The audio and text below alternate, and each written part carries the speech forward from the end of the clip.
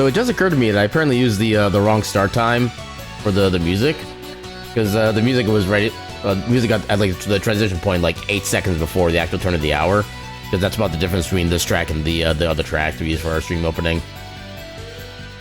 This can only bode well for the rest of tonight. I'm sure everything else is going to go absolutely smoothly with no mistakes whatsoever.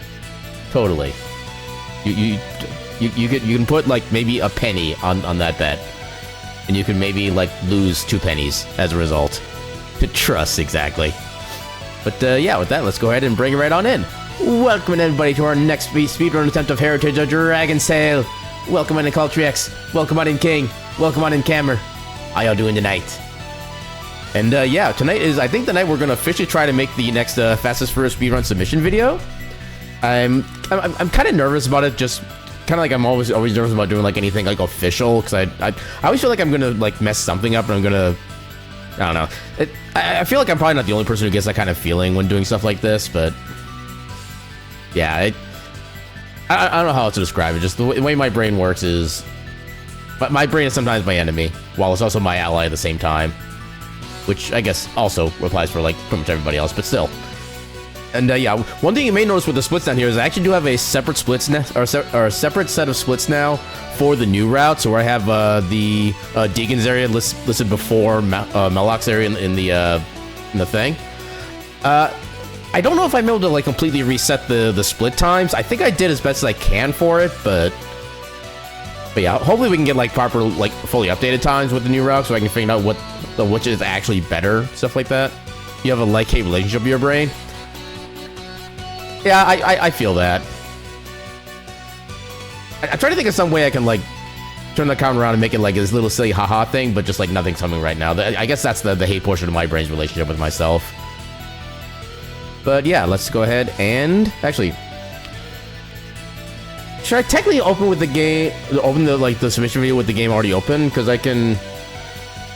Oh yeah, I can just actually modify this. Like, I can take the recording of the overall VOD after this and just like cut it down to the appropriate bit. So I guess... Yeah, because I think the way I did this last time is I actually held off on pressing the start recording button until after I started getting ready for the actual submission video itself. This time I can just modify the old VOD. Actually, I should probably first... I have a lot of like the old VOD videos still saved. I need to probably get rid of those. So I can save some space. Yeah, I actually found out a little while back. Apparently, I gone so long without updating my my list of VODs that I had saved locally that I was taking up like half a terabyte in video files. Oh wow, why is that one 22 gigs? That was less than 3 hours. What was so special about that stream? Wait, 717, which stream was that? That was the Steam Library Tour stream. I mean, I guess there wasn't like a lot of high fidelity graphics and gameplay going on. I guess maybe that kind of makes sense. And then 16 gigs for the Wheel of Mystery Randomizer stream. Well, I guess we did Bloodstained.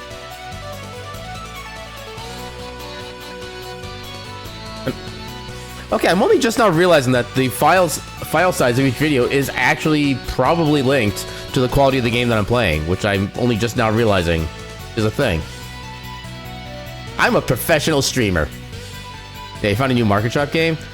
Yeah, I'll admit, I'm not really big into like the spooky type games or something like that. I did pop into Dragoon's stream for like a quick second to see what the game looks like, and just kind of just the visual, I guess, theming of the graphics. Wasn't something that necessarily interests me, but yeah, for those who do enjoy it, I hope they enjoy it a hell of a lot. But yeah, let me go ahead and get the game running. Yeah, I think I'll just do that. I'll get the game running, and then I'll do the intro after it's already loaded. But I'd make it a lot simpler that way. Make sure my controller's on. Actually, turn off the music for now. Of course, when it always takes like a few seconds to actually let me do anything with that after I stop the music. But yeah, game. Also, noticing they still haven't uploaded the patch for the ice spell bug. Yeah, they posted that. Next time they push the patch, this will be addressed. That was posted on June 18th. It's like 5 weeks later, and I haven't noticed any updates. The last update officially shown is on May 29th, so hopefully I don't know, maybe they're trying to wait for like maybe some other bugs or other comments to update before they do anything, but yeah, because I'll say that is one of the few that actually would impact like regular casual playthroughs. So you would have kind of imagined that would be kind of earlier on in the build list. Actually, 46,614.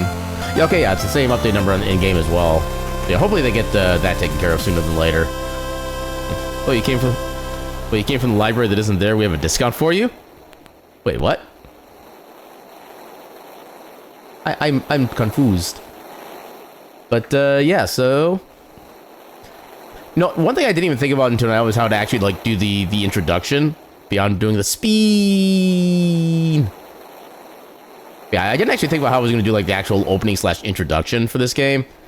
The only thing I thought of was basically saying, hello, welcome into the fastest first game submission committee. And that's all I had planned. I have no idea how to actually like really go and think before. Yeah, Dresden and them are on the part where the library is closed permanently, so anyone claiming that is likely a doppelganger. Interesting. Can you actually like interact with like other buildings in that game then, other than just the store? Because that actually would be kind of interesting from like a gameplay perspective, which I guess kind of required for like the spooky aspect of it. But yeah, remember that you called me cute literally right as I started the last time. Oh yeah, I forgot about that. That was kind of amusing. Unsure the game is new to you and interesting. You wish listing it. Is there a demo by any chance? What was the name of that game? I can see Shift at Midnight. Just because I'm curious. Shift. Did it just like come out today or something? I'm guessing so because that's 10% off. Offer ends on the 29th. Okay, there's no demos. Oh yeah, the aesthetics definitely tell me this is not like I'm not really. Oh god. Okay, yeah, this is that is not the kind of shop game I would want to play. I'll be completely honest. I don't want to be fighting like 20-foot tall spiders. They have a lot of bundles going on though. One of them is like a 5% off bundle. Wait, hold up. Okay, one of these bundles are actually kind of like ripping you off a little bit. Like the game has an introductory offer of 10% off because it just got released, I imagine.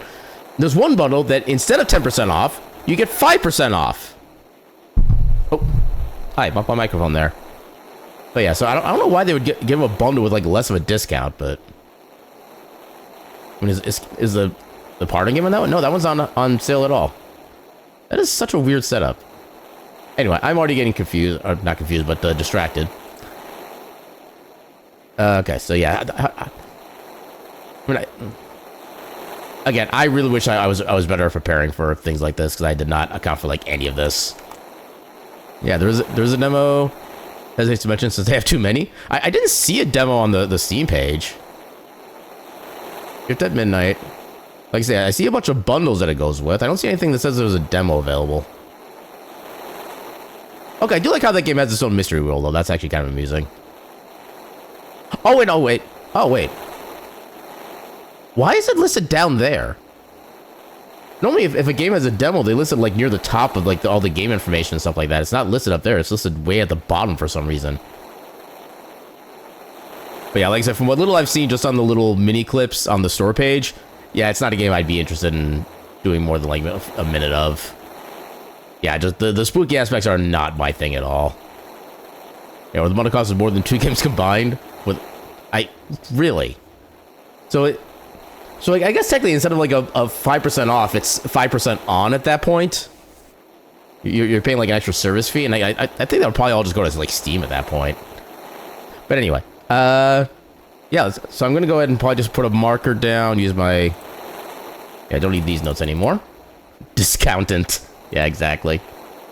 Although now that just sounds like a cheap accountant you would hire on as like a starting like an accountant you would hire for like $5 an hour. Although actually, no, I think equally as viable, you could just type it in like this, just discount. I feel like that would actually work just as well, honestly. You don't even need the second int. But okay, so this is where's my timestamp? Okay, this is about the 10-minute mark. 10-minute-ish. Alright, so as it hits it, I'll do the thing. And It's quite the discount. I was literally just about to do the actual intro for the video when I heard that TTS. That was beautifully timed, I just gotta say. Yeah. Okay, well, I was set. Now I gotta reset myself. All right. Oh God. This is one of those things. I don't know. I'm gonna have so much trouble just getting started. Like as soon as I get started, I'm gonna be perfectly fine. But the actual starting is always like the worst bit. Oh, the bundle was more when there were discounts? Yeah, because I know like the main game in this case has like a 10% off deal, and the other one's like is normal price. I don't know, maybe the bundles are like, bundle deals are like completely independent of like the base game price or something. Which I guess would kind of make sense, but I don't know, it's... I'm not a financialist, but I don't know how to deal with that thing. But yeah, so... Okay, in that case, let me update to... We'll do a like 11:15-ish. Alright. So with that, give it a few seconds to lead in. And welcome on into the Fastest Furs Games Run Submission Committee. I probably should know what your actual full committee name is, but welcome on anyway. I'm gonna be showing off the speedrun for Heritage of Dragon's Tail. This is the same game. It's gonna be the same category that I listed before or submitted last year, but we do have a few bits of updated things. Mostly we have updated some of the boss fights to be a little bit more efficient and definitely a lot faster in some cases. And we do have one route change that was still kind of in the middle of kind of figuring out like the timing and testing and whatnot. So yeah, we're still kind of developing things in the run, and we're gonna see if we can get all the cool stuff done tonight. So yeah, so Heritage of Dragon's Tail is a 2D platformer adventure game, kind of in the same vein of I always forget if they include Legend of Zelda in the front. It's basically a... Why can't I remember the final name? It's basically like Zelda 2 from the NES, where you have Link he jumps around, you actually have to worry about like momentum from hitting enemies and getting hit by enemies, stuff like that. And it's a very this is a very fun game, as I've shown off last time. And yeah, as you can see, I even have like new route lists on the split here because I'm still trying to figure out like the official timings and whatnot, whether or not the new route is any faster. But yeah, we'll be figuring that out before the actual event comes up. But yeah, I think I've stammered enough about the run at this point. Let's go ahead and just start getting right into it. So timing for this will start right as we confirm the save slot, because if you have like if all your save slots are filled up, you get this little prompt thing here. Although I suppose if you have any slots open, you could just time it at the start of new game.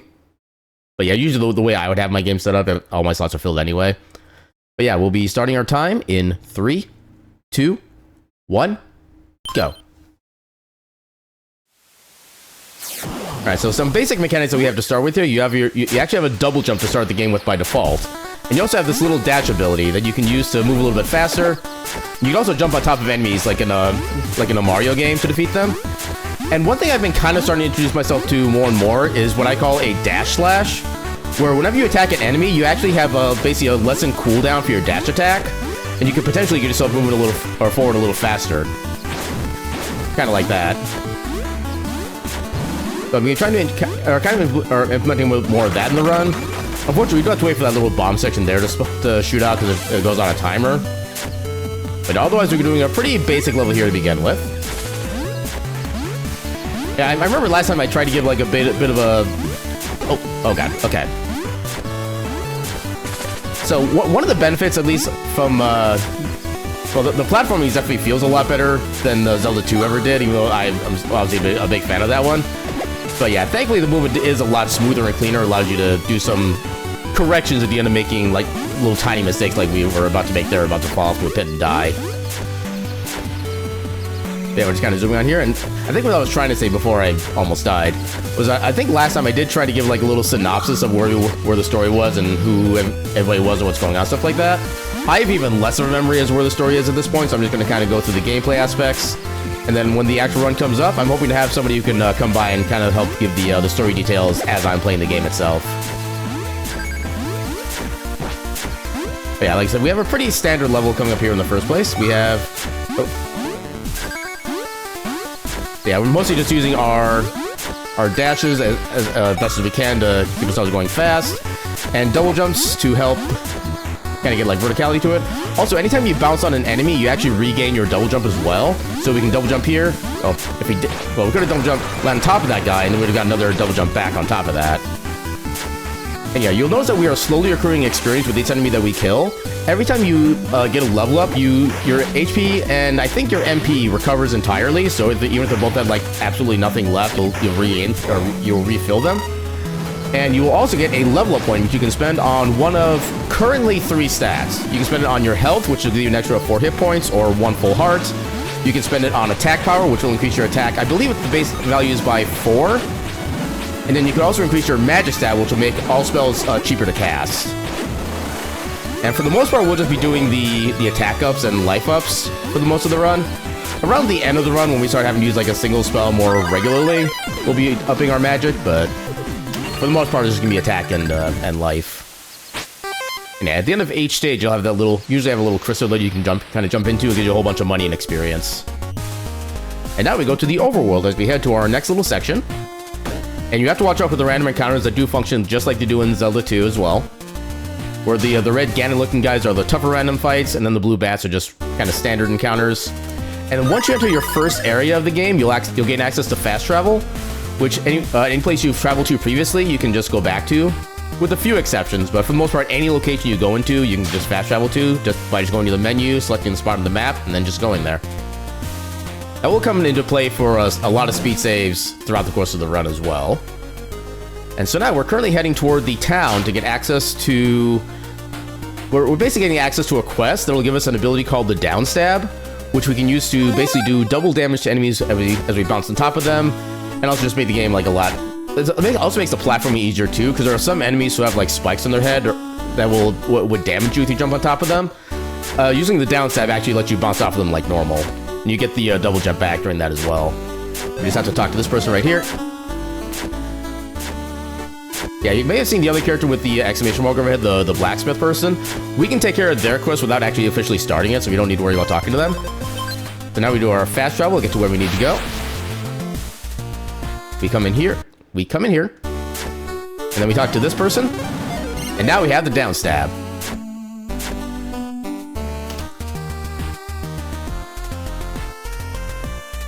Now we're coming over here, down toward the next region, which is the Kavari Pass, I think it's called. It's been so long since I've actually looked at the names. Gabora Pass. No, Kavari is literally the next section. Yes, sword. A little bit of movement there to kind of just double jump the lap platform to get up easily. Yeah, sometimes it's a little hard to get the sword to come out for some reason. Maybe it's just a thing with my controller. But sometimes the Down Stab doesn't always come out. You can kind of miss a little bit of experience, but that'll be fine. Although, for the most part, any experience you can get is going to be very useful. Because there will be some sections which will actually need quite a bit of level up points in order to guarantee like survival and attack power-ups and whatnot. And the one thing we haven't seen yet, but we're hoping to see sometime soon, are XP bubbles. Anytime you kill any enemy, there's a chance for them to drop a bubble that gives you like a certain amount of bonus XP. The XP will either be just based on like a certain minimum, like I think 30 XP is the absolute minimum you can get from XP bubble. And it can also be increased by, apparently by the base XP the enemy would normally give you. So for example, most of the blue slimes, they give us like 1 or 2 experience when we defeat them. The XP bubble for those will typically give us 30, sometimes 60 or 90. There's some RNG to the amount that they give you. But otherwise, there'll be some enemies that will just give you more on account of the fact that they're worth a lot more XP normally. You can go a little bit faster here if you do like the right set of movements, but I'm not quite brave enough to do that in a showcase run, because otherwise we would die. But you can save like an extra like half a second by going super fast there. Now there's a platform here we need to kind of wait on for it to come back, so we have enough time to get some free XP here.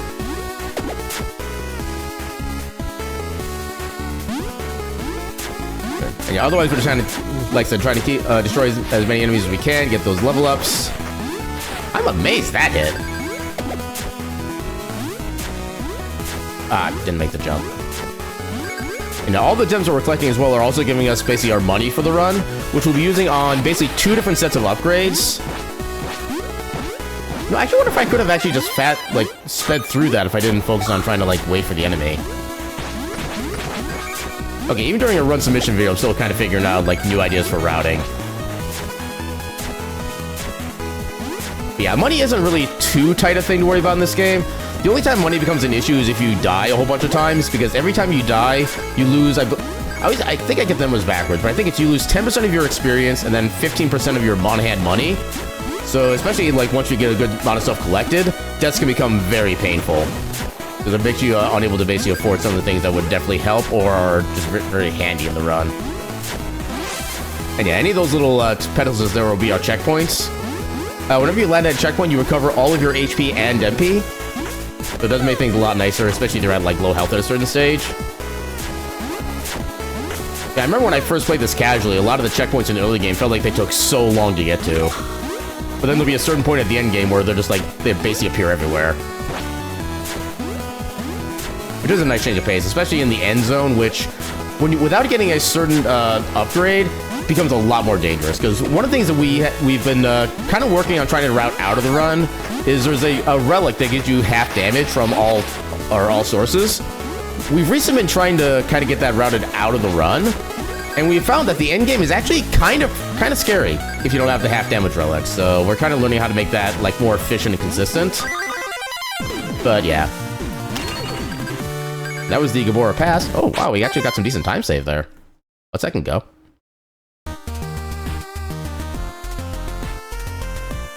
Next, we head to the Karari Desert. And yeah, for the most part, most of these sections that we go through are just the next area we need to go to and for the main quest line. There will be a couple of side sections we go to for various upgrades and such. Like when we finish up with this region, which is gonna be another, I think the stage after this, we will be doing a little side quest into an area to get us some access to bombs, which will let us actually complete a separate quest and actually get access to the upgrades I was talking about earlier that we need the money for. Yeah, the dashing is set on a certain timing. I've never been able to figure out, like, what the exact timing is, but it feels like it's about a second per dash. And like I said, unless you do the dash slash, which is when you attack an enemy and just immediately do a dash. At which point it can actually, like, bypass the dash timer entirely. Ah, okay. Yeah, I'm still trying to work on the timing for that part as well. Yeah, you do also have a little bit of a slide you can do, which can do some damage to some enemies and actually will stun them, as long as they can do damage. There's not a lot of points in the run where that's particularly useful, though, so we don't really do a lot of it. There's, like, I think one section where we kind of regularly do that just to guarantee safe passage. Oh, God.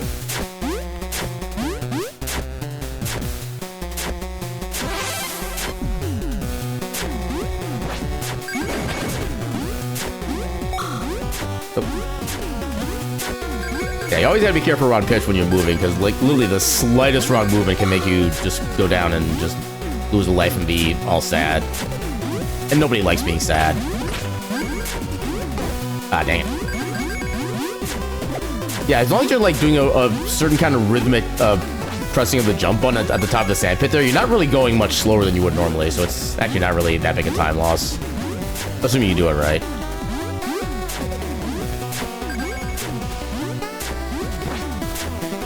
Every time I try to go for that snake to see if I can get some XP, but I always forget that I can't because of the way the block there is set up. And the enemy AI, because they kind of stop once they notice you. And they always stop right below the block. And then this second here, we want to make sure we're going as fast as we can. We're not slowing down for anything, because we have kind of a mini cycle to hit right here. So if you're too slow, you can actually miss that second little squishy thing. And you... Well, backup strat time. Okay, you're supposed... Oh, I've been forgetting my upgrade. Yeah, leave it to me. Oh, God. Oh, there's our first XP bubble, where we get a whole bunch of extra experience, and that got us the level up, so they'll heal us entirely. But yeah, there are certain points we will be spending our level up points in order to get extra attack and make enemies more, obviously, like, die quicker. And there'll be one particular spot where we absolutely kind of have to increase our health, because all the enemies get, like, really tough otherwise. But outside of that one point, anytime we spend health or level up on... I feel like I got an awfully high jump there. Anytime we spend health or level points on health, for the most part, it'll be mainly as like a, hey, I don't want to die at this point, I'm at like the bad spot of the run or something.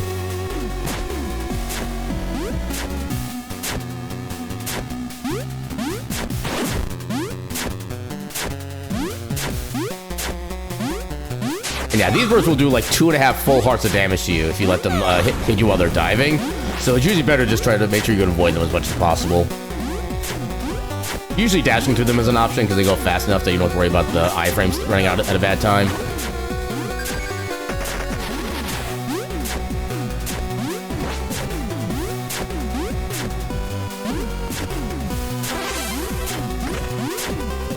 And we get to our first auto-scroller section, which is actually kind of useful because you can actually just kind of spend time doing some XP farming, which makes things nice. Kind of makes the run at least a little more chill at certain points, too. This would also be a really good time for donations when we get to the actual event as well, which is another benefit.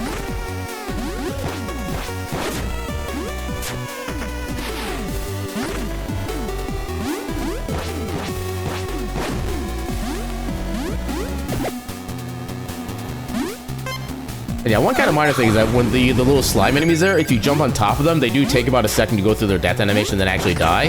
Whereas if you attack them with a sword or basically any other kind of weapon, they explode immediately. So if you're trying to keep an eye out for XP bubbles, you kind of want to avoid jumping on them as much as possible. But since this is an auto-scroller, we have all the time in the world, so we get to do things the fun way. Also, a good chunk of the projectiles in this game, including the grenades from the Grenadier there, you can actually reflect with just a basic sword swipe. So you definitely want to do that whenever you can, especially for the Grenadiers, because they're worth a lot of experience at this point in the game. Now, you may have also noticed the random little pink gems that pop up. I don't know what they're officially called before you get a certain power-up, but they're basically, they charge your, we'll just call it the Fury ability for now. So when there's a gauge on the top left of the screen that has like a little bit of purple kind of little bulbiness filled in it right now. When that is full, you can activate it to give yourself double damage for a certain period of time. I believe it starts off at 6 seconds of duration, which is something you can upgrade later once you get access to the full version of that ability. And then once you do get the full version of that ability, you'll be doing so much more stuff as well. But for now, it's just double damage, and we don't really get a chance to get enough of it built up in time to make use of it before we get the upgrade. But it is something you can accrue like ahead of time in like a casual play. Oh, I forgot my split there.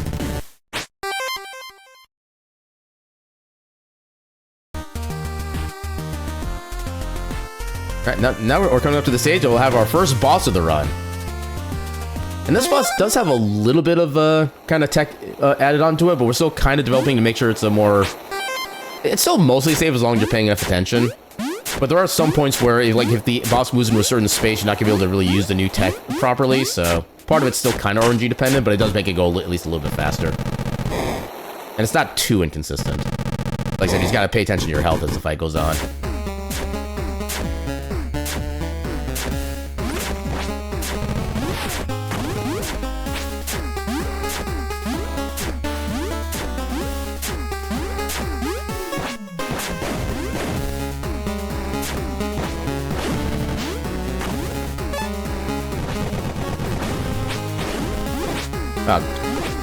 Okay, these bats are literally the worst enemy in the game because their movements are 100% random. They just kind of like jitter around all over the place. Eventually they'll stop and they'll like charge you, but the timing for that is random and the way that they move around is random, so you never know when you actually be able to hit them. They're among the speedrunner's bane of this game, as far as I'm concerned.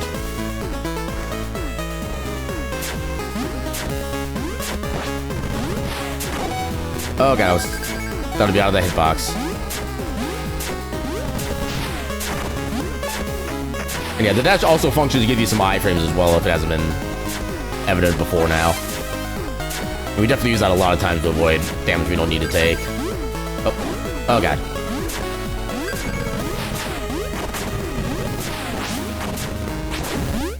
Okay, that was a good example of a dash slash right there. I just dash immediately as soon as I hit. That's the kind of thing we're looking for whenever we do that strat.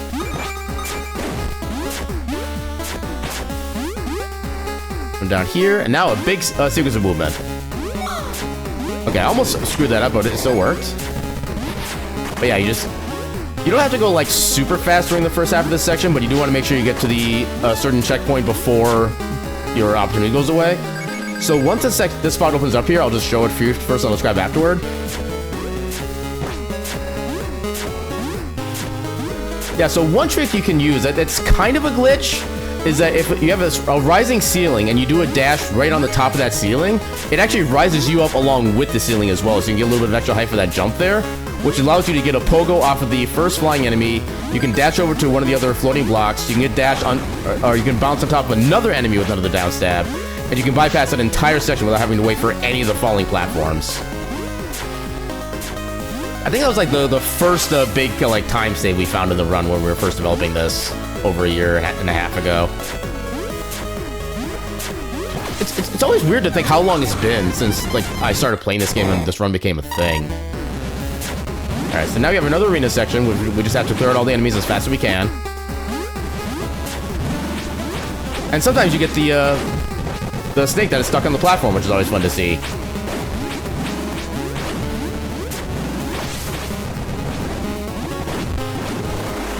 Okay, that was actually a really good section there. I don't think I've had that go that well before. Let's second go.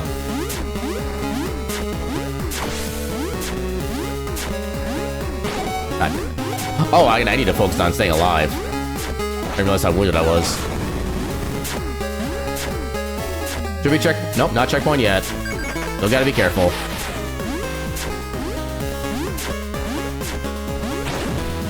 I'm gonna go a little slow so I can focus on not dying.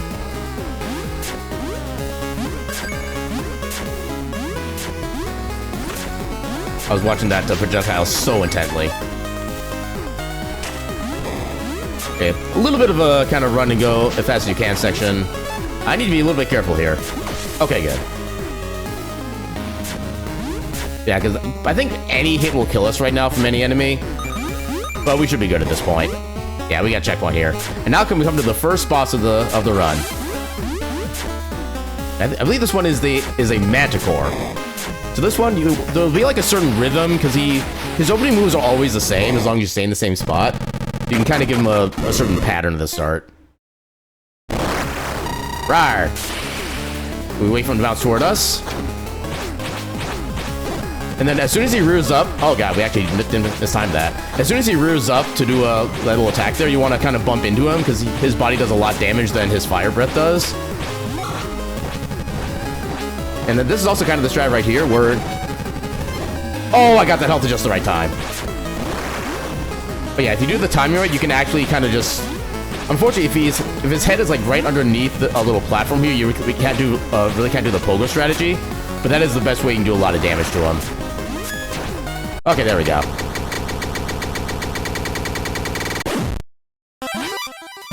Yeah, like I said, sometimes the boss doesn't give you a lot of opportunity to do the new fast strat, but I was able to leech off a little bit of it there. Just basically pogo him, then as he jumps up, try to follow him up so you do a bunch of extra damage. Because the pogo does damage with basically every instance of you falling further down, or moving... I'm not sure what the proper way to explain it is, but I think, like... I don't know, I need to figure out how to actually be able to explain that attack.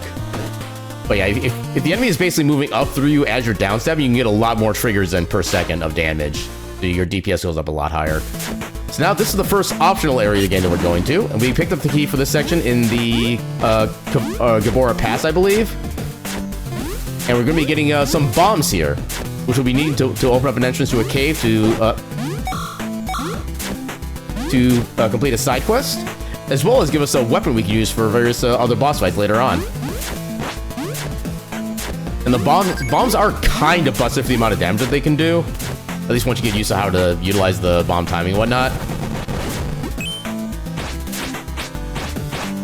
So this guy you want to be careful with. If he hits you with his sword and you have no health upgrades, it is a one-shot. Okay, like that. Go up here, pick up the key. Sometimes he will do like a kind of rear back and then like jump up at you. If you attack him while he's jumping, you can actually like slow down his movement in the air and you get like a whole bunch of hits on him while he can't really do anything to you. Unfortunately, you didn't get to show that off here, but kind of a little fun side thing you can do with him. But yeah, now that we have access to the bombs, we can just come up to this little cave here. We'll open the entrance and waltz right on in. And so the quest that we're completing now is that the quest that the blacksmith in town earlier had for us was his wife had gone out to get materials for like, I think it's like crafting and other stuff like that, and she basically gone to this cave, but she hasn't been back in a long while and he's getting worried, so he asked you to kind of go take a look for her. And this section, you want to have dash, dash, dash, wait, dash, jump, dash. That way you can skip the platform timing, and you just go right on in.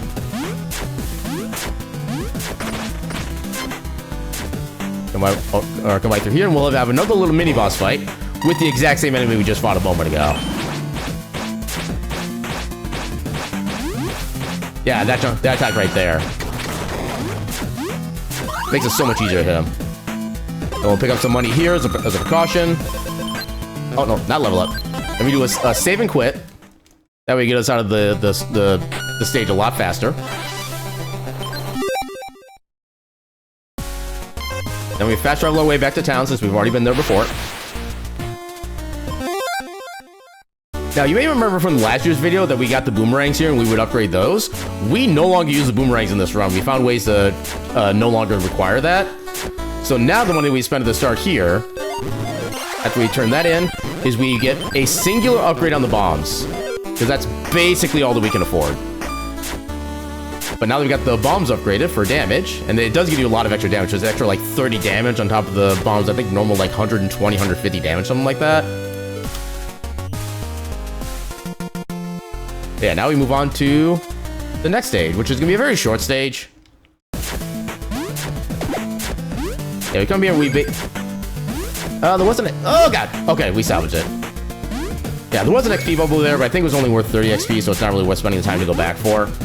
There is a way you can, like, skip the cycle here with, like, the right kind of damage boost. I have not been able to pull it off myself yet, so I'm definitely not feeling bold enough to do it in a run, but it is possible. It can save a good, like, 3-4 seconds for having to not wait for that cycle. Although it does also bring you down to basically near death, so it is also kind of a risky strategy. But the section here isn't really all that threatening, except for maybe that bat there, who is always a problem. There we come through here. Now we use the key that we picked up in the after defeating the Manticore. Secret tunnel. Secret tunnel. And we pick up our next upgrade. And now we get the lightning spell, or probably better off to call it the electric spell. Because we will get an actual like light element ability later on. Oh, that was almost a gold split.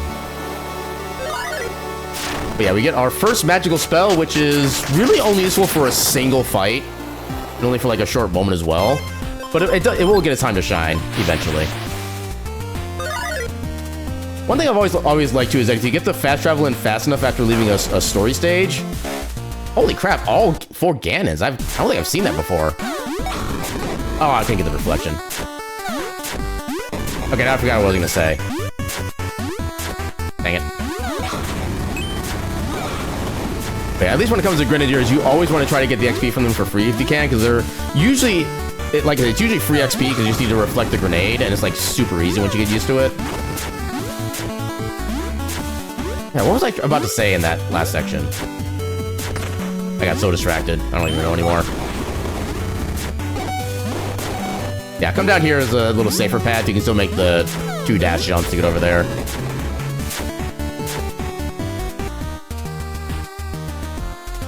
Yeah, that was kind of a safety strat I kind of accidentally came up with a few months back. I'm just like, oh wow, this is kind of nifty. So I've been kind of using that as like my default now because it makes things simpler. Now, there used to be a glitch in this stage where you could actually do a dash after getting kicked out by the guards here. The dev did patch that out because you could kind of pseudo soft walk as a result. So now we have to actually go back onto the platform here and wait for everything to happen. So I missed that glitch, but it didn't really save like the most amount of time. But still, it was a fun glitch. And honestly, part of it was fun because you could get soft lock if you did it wrong. You'd basically get stuck inside the gate because you dashed too early, and you'd have to save and quit in order to be able to get out.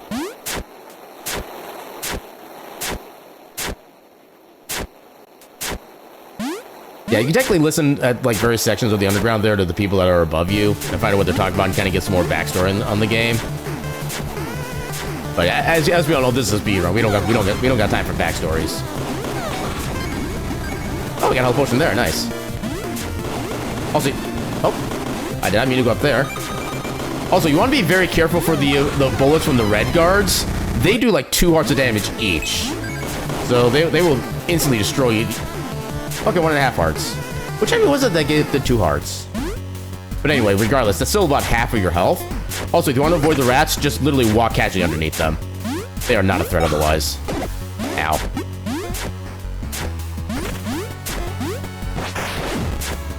Oh god. Okay, I am doing things I'm not supposed to be doing. Okay. Come across here. If you dash here fast enough, you can actually just skip all those little electric fields, which is nice. Okay, I'm amazed I didn't fall in the pit there.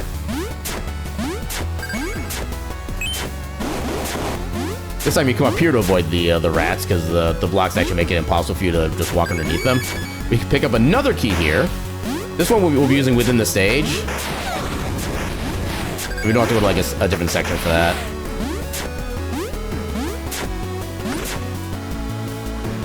And our first section where the door transition goes to the left instead of right.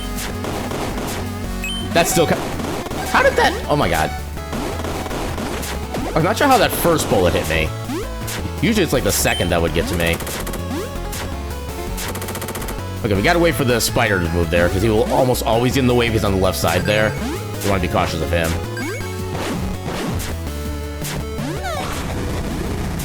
Okay, we have another possibly dangerous enemy. Oh, that was so close. Yeah, those are the bullets that do 2 hearts of damage to you. So they would have absolutely murdered me if I got hit, but I got kind of lucky with that one. This is actually kind of a little fun section right here, is that whenever you pass these little sensor things, they will actually electrify the entire water, which you can completely ignore the damage from by just dashing through them. Because otherwise, I think they do like 5 or 6 full hearts of damage. But you can just be like, nope, I just go, eee, and I'm safe. Such an amazing piece of tech. Now we use the key that we picked up earlier to acquire our next weapon, the power of gun. Hey, all the human soldiers get to have guns. Why can't I have a gun?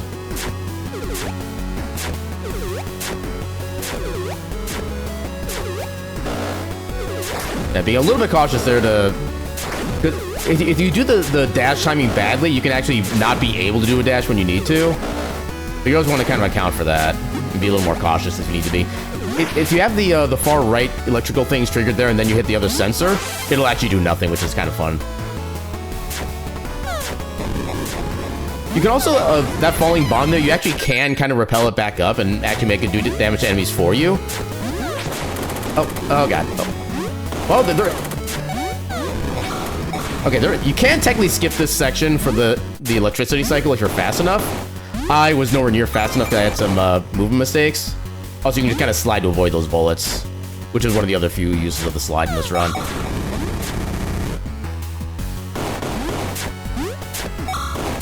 Yeah, on account of the fact that everything hurts, you want to try to avoid all these bullets as much as possible. Yeah, even though the blue guard ones, I think they only do like 1 heart of damage, still, any damage is too much damage. There we go. And now we're doing it.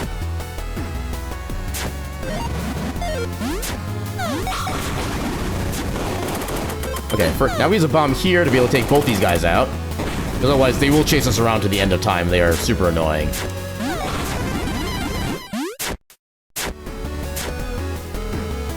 Now that we're at this section, we will spend our level points on 1 attack and then 4 health. Because this section will destroy you if you don't increase your health in this section. Because a lot of the enemies here will do like 1.5 to... No, I haven't gone for that in so long. I don't know why I did. It is a like free 25 experience, but it makes it harder because the screen flashes as you would be attacking the bomb, so you just kind of need to know where the bomb is from the get-go. Oh, god. Yeah, this is one of those stages where you pretty much have to just keep going. You can't stop at all, otherwise you lose your timing in the cycles, and everything becomes more dangerous. And for whatever reason as well, you can dash through those big explosive rockets. Sometimes the hitbox is like extended randomly, and it'll still hit you even though you're dashing through it and you're... Ah, that was our first death. I didn't think it was going to fire that early. Yeah, as you can see, we lose... Yeah, we lose 15% of our experience and 10% of our money.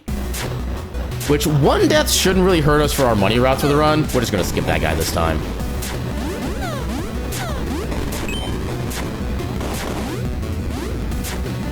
So just keep going, just ignore the fact that the other enemies exist. Oh god. Yeah, anytime you get stuck by anything... Oh god. Okay. Well, we have more health now than we did at this stage, or section before. But yeah, literally the red guards are always one to give you the most trouble, because half the time they'll actually like charge you as they try to attack you. And also their helmet makes them completely invulnerable to any kind of like down stat hit. Oh god. No, we're taking the safety health here. It does kind of screw up the positioning of the enemies. But yeah, we needed that health. And we just got like 50 more health in the span of a second.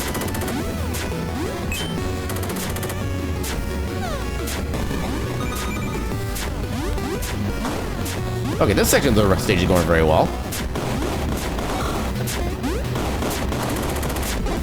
Oh, timed that incorrectly.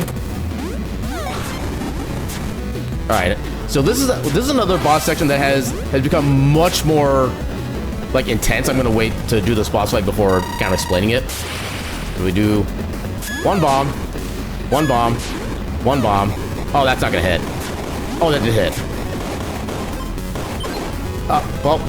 Well, I screwed that up. Okay, so I was supposed to have used the electric as he was coming down to do a bunch of damage to him, and then fired a bunch of bullets on him after the fact. Oh my god. Okay, I never realized his position actually changes between both those dashes there. I've learned something tonight. But yeah, that is a section that I still need a lot more practice on to make consistent. Because especially with riding out the boomerangs that I mentioned earlier, that did also change the position of all the weapons on the weapon wheel, so I'm still kind of relearning where all those are located as well. So it's kind of a lot going on for a change, at least in that particular boss fight. But yeah, once everything comes together, the boss will be defeated before he even comes up on... I keep forgetting my splits. But yeah, that boss will be defeated before he ever jumps up into the sky, and it feels so satisfying to do it that way. You can make it work.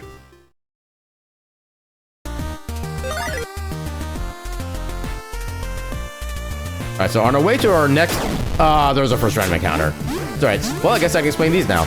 If you happen to get caught in any of these random enemy encounters, you basically have to go either to the left or the right side of the screen. It's basically like a short little mini stage that you just have to go through and kind of survive through. As far as like surviving, they're usually not bad. It's just they take up a good like 20 plus seconds of time each time. So we're going to pick up this entrance right here as a fast travel point. We're not able to do anything here yet, but we'll be picking this up for later. Ooh, okay. Yeah, the random encounters get a little spicy with their timing and angles sometimes.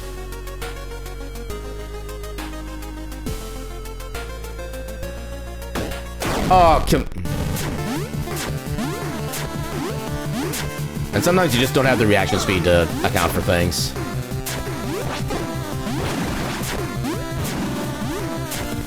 I kind of wanted that XP bubble, but alas, it's too slow to go back and pick it up.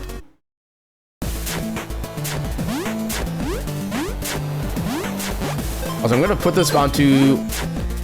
That's not where that spell normally goes. I thought that went on, like, the bottom left corner. Okay, so on this path, we're actually going to take an optional path. We're going to head to the right instead of down that ladder. We're going to head to a kind of hidden second town. And here we're going to go pick up a quest. And we're going to hope that Getson, the quest giver, does not troll us. He talks a lot. Okay, he did not troll us. So that is Getson. He gives you the quest that gives you the upstab ability. Half the time when you talk to him, as the text box is going away, he'll start moving toward the left, and he will actually block the door for you, preventing you from leaving. And he'll stay there for like a second or so, and you have to wait for him to come out on his own. And as far as I can tell, there is potentially a way to kind of make him walk in the other direction, but it's not quite consistent. And I've been looking for a way to make it consistent, but I've not been able to find one. We do need bombs for this section. Well, bombs singular. You know, 168 XP bubble, we're taking that. I'm spending time on that. Alright, now the tank. So for this fight, this is a very simple fight. We just throw one bomb, and then we reflect all the grenades that he fires at us.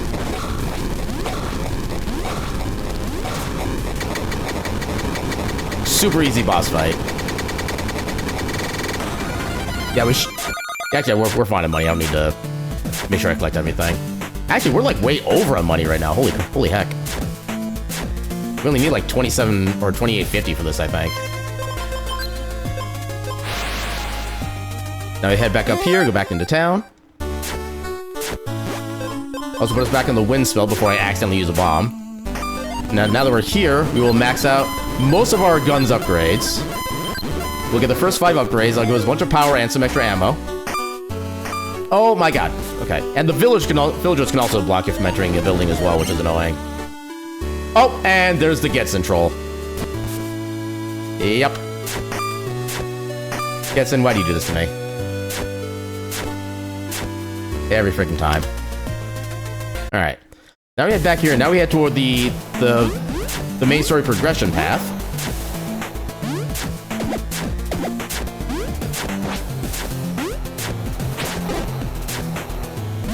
Come down here. And we do also need the wind spell in order to progress from here as well, which is part of the reason why I equipped it earlier. Yeah, I took a second to stop on that first platform just to make sure I could actually extend my jump there. Yeah, because one of the ways... I kind of get this a quote-unquote official name of extended long jump a while back, but there's not really a reason to give it a proper name, so I've kind of been not calling it that since. But because of the way that the dash system works and the jumping and basically just the general movement mechanics, I basically have a general extended long jump that I call. So you just jump into the air, you do a dash, you do your double jump, do another dash, and then you can extend that further if you have like enemies to bounce off of and stuff like that. But that's usually like the base extended long jump mechanic. And even just that on its own will get you across a lot of gas that would normally take you longer because you have to wait for like platforms and whatnot.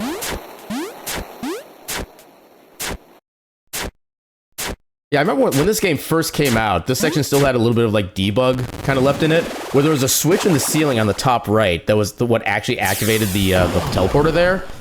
Whereas nowadays, you just once you get to a certain point in the story, the teleporter just unlocked it immediately. But I remember that kind of got me stuck when I very first played because I never saw that switch. Yeah, that little wind gust right there will always run out just before you make it, so you have to use the wind spell to get up there. Yeah, Wind 1 is a fantastic spell because it gives you a lot of like quick vertical movement, and will actually be very useful for doing like a series of screens in one of the near endgame areas in like a ridiculously quick amount of time. It is by far my favorite spell in the entire game. It can also do damage to enemies, but for the most part, the damage is pretty negligible. We don't really use it for combat. In fact, the one boss that's actually weak to wind, that's a boss we managed to defeat long before we even have the opportunity to use it to its full effect anyway. So yeah, wind is not good in combat. I guess it does have one technically combat viable section to it, but it's not really intended for combat. It just happens to like take out a bunch of enemies for some free experience. I was trying to do a down stab there, but the game wouldn't let me. Also, these floating heads are among the worst. They are hard to avoid, and they do like a full heart of damage to you each. Thankfully, we mostly survive. Also, you can do a quick teleport animation by actually activating the teleporter as close to the center as possible. Because if you're off by a certain amount, you'll actually just trigger the walk-up animation to get yourself into there. Oh, I did not position that correctly. Oh, I barely salvaged that. I always forget you don't necessarily need to do the double jump in there. You can just let the wind kind of take you back up. I'm going to be a brave boy and I'm just going to go ahead. This section isn't really all that scary. Oh, let me get free health there. Yeah, because all these little sand blocks here that you see me destroy every now and again, the vast majority of them will have a random chance of dropping basically any kind of like a health recovery, magic recovery, ammunition. They can drop a whole bunch of things at random. There are certain blocks in certain stages that will always have there'll be a 100% chance of dropping very specific things, but for the most part they're randomized. You can kind of rely on them for like some backup healing if you have a kind of a bad stage going on.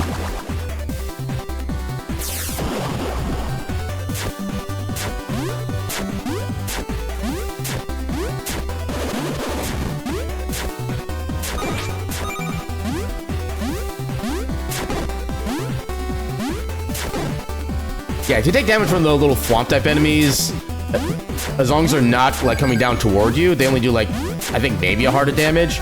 If they do actually do damage as they're like crushing you, that's like 4 hearts of damage. You want to be very careful when you're handling them. Oh, okay, wanted to be safe there.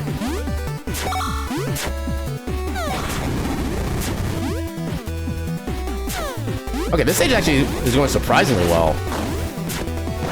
Well, not the screen, I should say, not necessarily the full stage, but... This is one of the enemies you can just slide through, and even though you do take a little bit of damage, you can just go through them super easily. Oh, God. Yeah, we're gonna take the safety potion here. Just in case. This section isn't really dangerous per se, but it's never ideal to be operating on low health if you can avoid it. I forgot that was actually a platform.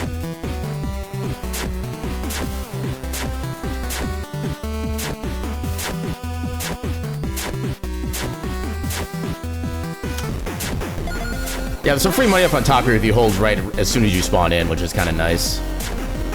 And welcome in, Cortez. How you doing tonight? Ooh, hello, bombs. Yeah, bombs are going to be very useful for the vast majority of the run. Also, now's another time we do a level up into our attack. Because as is another auto-scroller section, we can just spend our time and get a whole bunch of free XP.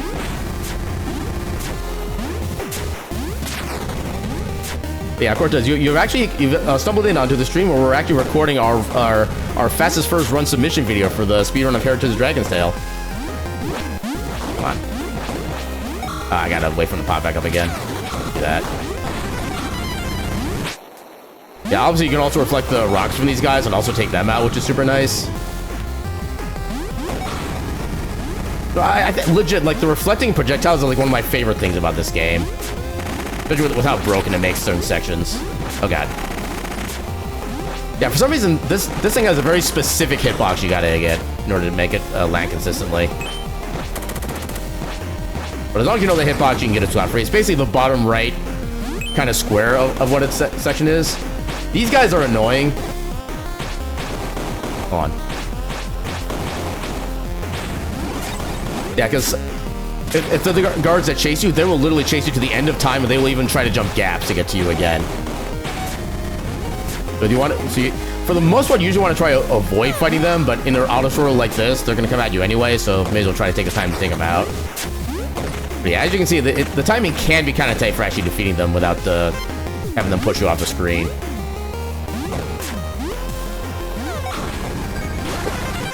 Okay, we're getting a lot of really good XP bubbles tonight. Let's see if I can get the Dragon Dance. Probably not gonna happen on this one. There could be a little glitch you can do where you get stuck in a climbing animation on top of the ladder, so you don't actually go anywhere, and it looks like Flame is dancing. Oh yeah, I should have actually mentioned our main character's name is Flame. That's the little red dragon that we're playing as. Oh nope. Oh, is this a danceless run? Oh, we got the Flame Dance. Yay, we got the Flame Dance. Look at him go. Look at him dancing for you. Alright. Another one of my favorite just like little fun shenanigans to do in this game. Because honestly, why wouldn't you dance if you could dance? The world needs more dancing in it as far as I'm concerned.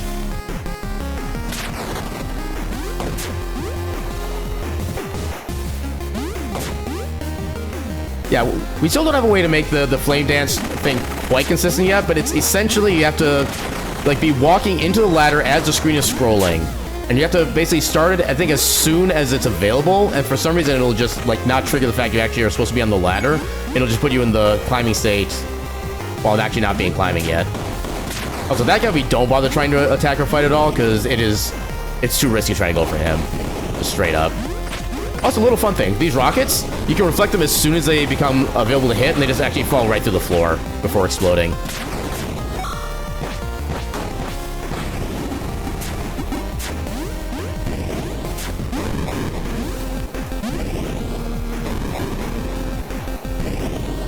That is a death pit. Do not fall into the death pit. That's a mistake I do not intend to make again. If I can avoid it. Which is most, but not all the time. Yeah, I think we're... Yeah, we're fully good on bombs. And yeah, you can open up the little weapon wheel like as you're playing the game actively, but it does slow the entire game down as you do so. So when you're actually playing, especially when you're speedrunning, you want to kind of minimize the use of that as much as possible. Actually, it doesn't even matter if we get hit by those two, because we can get a checkpoint right up here anyway. Alright, coming up on our next boss here. And we have our bombs loaded up ahead of time for a reason. So there's going to be 2 big cannons on each side that each will take 2 bombs in order to be able to fully destroy. And you can only have 3 bombs on the screen at any moment, so we'll do 1, 2, 3. Wait for the next one. Toss that. Swap to our gun. Then we follow this guy around and just shoot him from below. Instead of death from above, it's death from below. I always forget to dodge those bullets.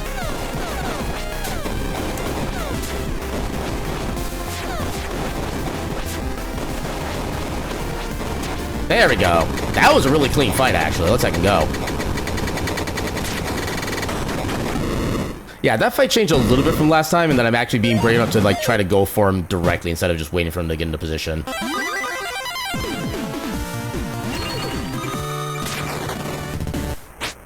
Yeah, a little more dangerous, but it's not too much more dangerous.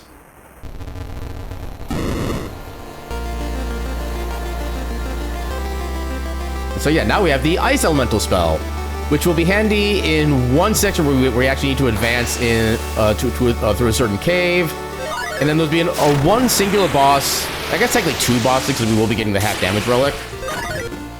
But yeah, 2 bosses, which it can be helpful in certain circumstances. And now we've unlocked the full Fury ability, which is called Father's Fury. Why am I going? Wait, no, I had a massive brain fart there. But yeah, so the Fury ability before, like I mentioned, just gave you double damage on all attacks. Now it gives you double damage on all attacks, infinite MP. You can actually fly around by doing a triple jump. And there's another thing that literally just left my mind as I was about to explain it. Dang it. Oh god.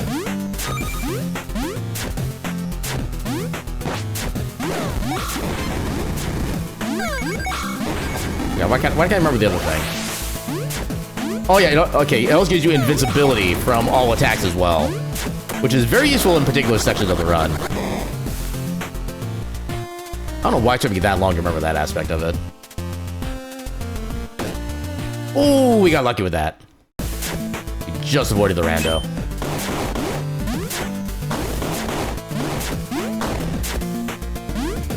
Yeah, anytime you can avoid the triggering the red guards like that, it is a super win.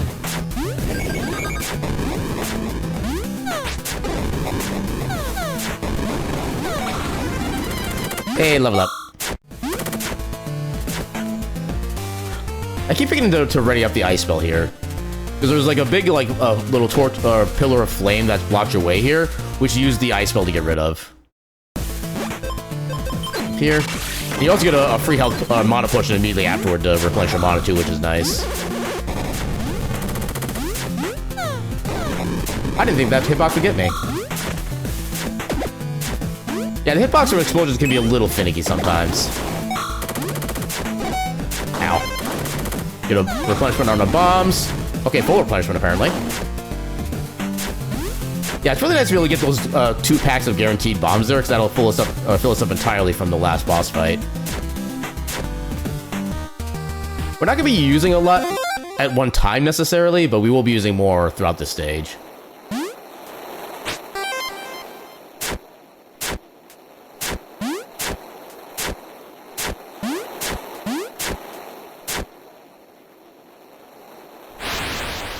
And fun fact, if you die before getting the first checkpoint of this stage, you have to sit through this animation every time you go through it again. So rule number 1 about this stage, don't die. Rule number 2 about this stage, don't die, as I am very bad at following apparently.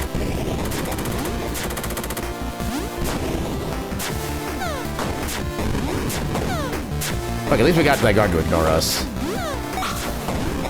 Yeah, you can also reflect the, oh, come on. You can also reflect the little cannonballs there as well, although it's hard to make them actually hitting the enemies, which is the unfortunate bit. Oh, I thought I ninja'd that. Dang it. I was trying to thread the needle between those two last shots there. On the plus side, we don't need to worry about money anymore, so dying isn't really as bad of a thing. Although we did lose a decent chunk of experience. Well, I guess 15 experience isn't too much per se, but yeah, you definitely want to keep as much of your experience as you possibly can. And like I said, you have to sit through this again if you die. Which is another, like, big time sink.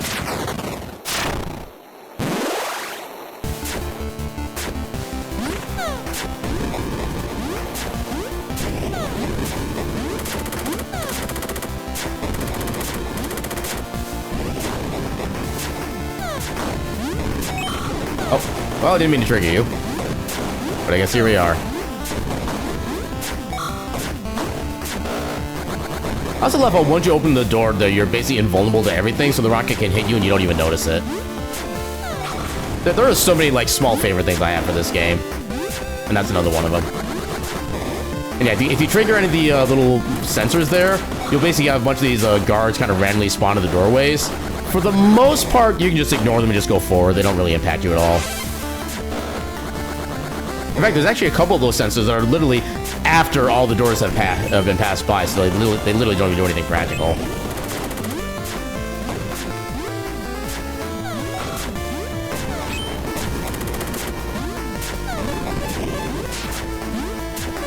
Yeah, little car buddy, which you can actually use them for damage boosting, because for some reason they only do like half a heart when they run you over. Although it's hard to be run over sometimes, as much as you want to be.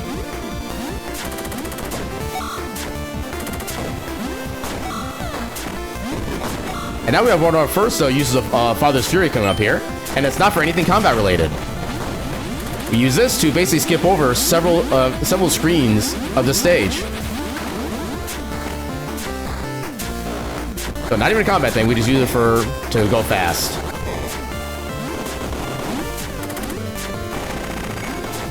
Yeah, one of the other good things about the slide ability as well is that when you use it, you also don't get any knockback from... Oh god, I attacked too early.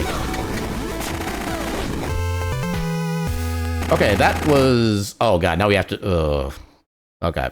I think the problem is I'm jumping too early as I start to do those attacks, so I'm not actually attacking the bomb at the right time. So the unfortunate thing now is that we don't get our Father's Fury back. So now we have to progress through the rest of the screen like we would normally do. And I'll admit, it's been a long while since I've had to go through that section. I don't know how much of it I'm going to actually remember. Why am I so bad at hitting those bombs lately? I was so consistent before. Oh no. Okay, you know what? We do pick up random little health potions here and there. This is a time we're definitely using one of those as a safety.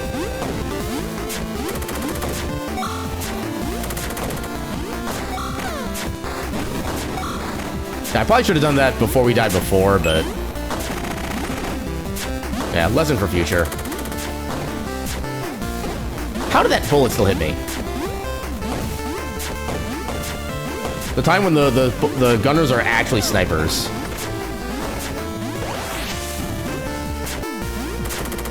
Yeah, this is all the section we were skipping before by using the Fury when we were using it.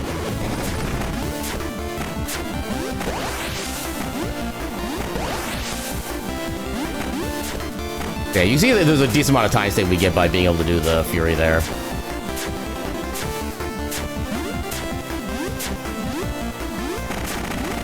And of course, now there's like no enemies here.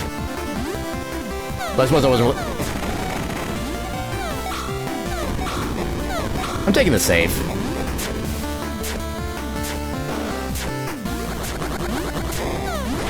Oh, come on! This is just not my day, apparently. Yeah, unfortunately, the hitbox of the grenade can be a little bigger than it really should be sometimes, and it triggers far too early. Because every time a bomb explodes in your face, because the bombs that we throw do a lot of damage to enemies, bombs the enemies throw do a lot of damage to us as well. Those grenades do 3 hearts of damage to us. And if you may remember, 3 hearts is what we started the game with. So they are essentially one-hit kills. Although one of the other small fun things about this game is that if you're at full health and you would take damage from an attack that would normally one-shot you, it instead leaves you at one hit point, instead leaves you at 1 hit points. So you get a chance to figure out, oh crap, I'm in trouble now. Then you get a chance to kind of recover from it. But that's only if you're at absolutely full health. Like, mostly full health is not going to work.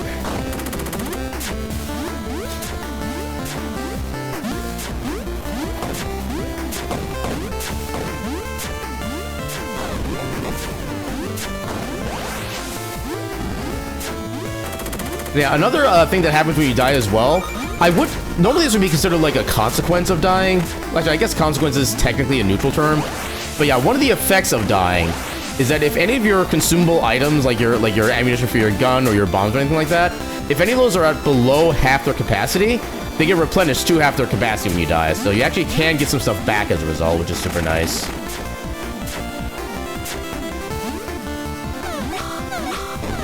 Okay, that's how that's supposed to go.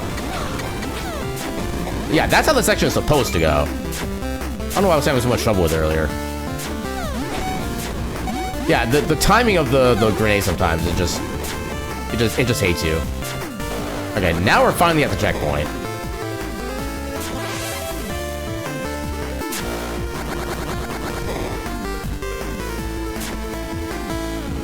Yeah, in order to activate these platforms, you do have to actually be holding the up button as well. So the dev actually made an interesting change to these to make sure they stop from soft locking people anymore. As long if the little junk piles are actually on the ground, they no longer block your movement.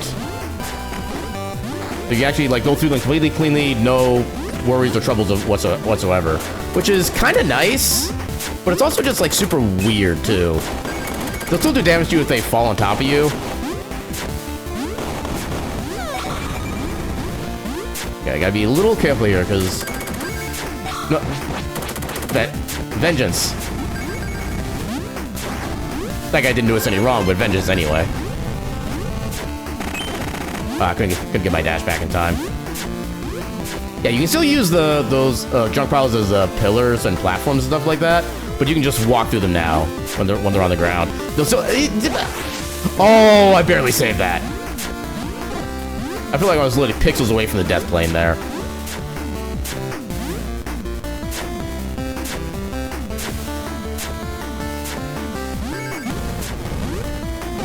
Oh, come on. Oh my god. Okay, you know what? I always take care of this guy just to make absolutely sure he can't troll me. Because you do give him the chance, he will troll you. Can I get health? I cannot get health.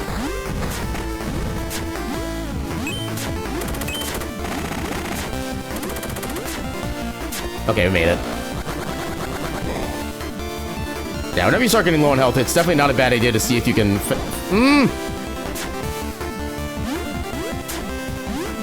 Okay, there we go. Oh, I forgot I need to actually move this up a little bit for that to work. Okay. Yeah, we should be safe here. That build is easy to dodge.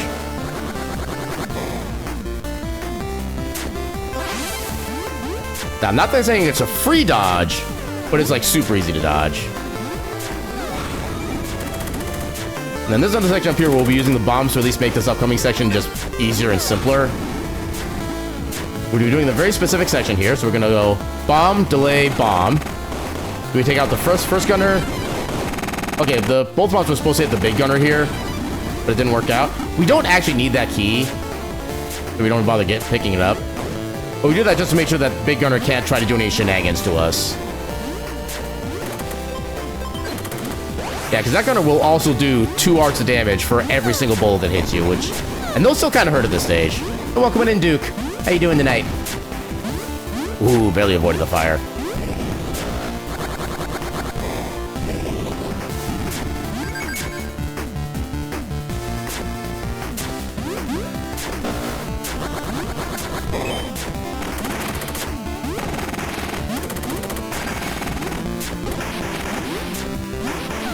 No, that section used to be so terrifying for me, but I just realized if you just push through it, it's kind of not a thing.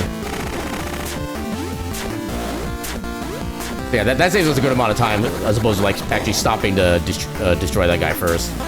full of Borger tonight. Yeah, Borger. I hope you enjoyed.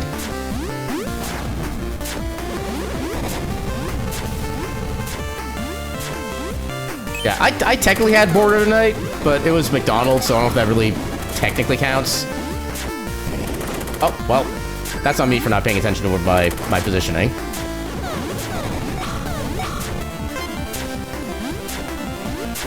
Ooh, that actually went smoothly. There we go. Yeah, this section can still be a little bit scary if you're not prepared for it. Yeah, because... yeah, the big gunner there is one of the enemies that will chase you, but in this case, we... oh, God. Ah! Oh, God. You know what? I am safety leveling. I'm not taking the risk. Okay, I did not need to take the risk, but... made chicken and white bean soup for me? Yay, chicken! I like chicken. You can put ketchup in the soup? Beautiful. Ketchup can approve, TM. Yeah, this section...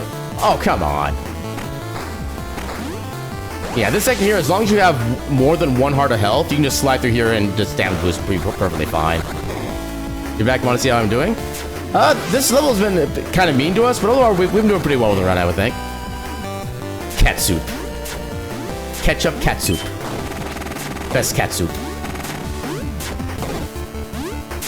Yeah, the cannonballs here can be, like, extra annoying for some reason.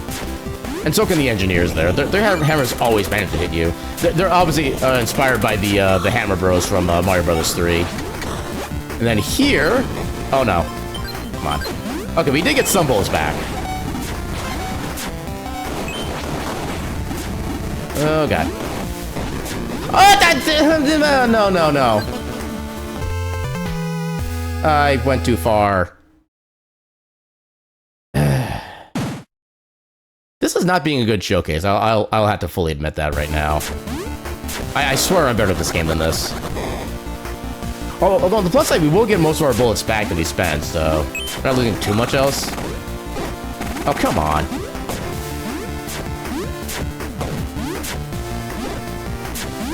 Maybe I should be going up and pick up one of those health drops. Probably wouldn't be the worst idea, honestly.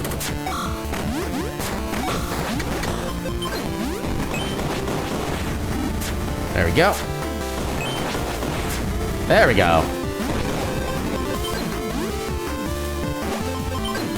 Try that again. Yeah, because if the enemy's too far off screen, they don't basically get treated as existing, so you can't do damage to them, which is what happened to that one there.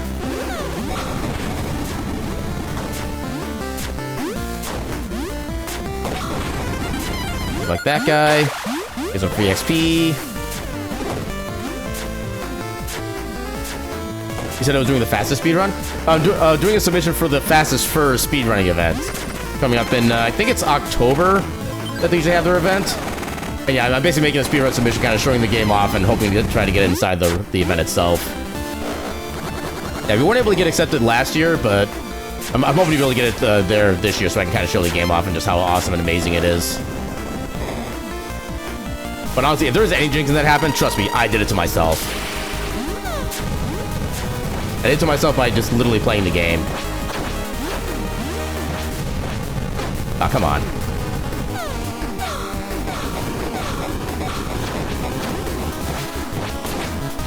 Oh, he actually got me? Wow, okay. Wait.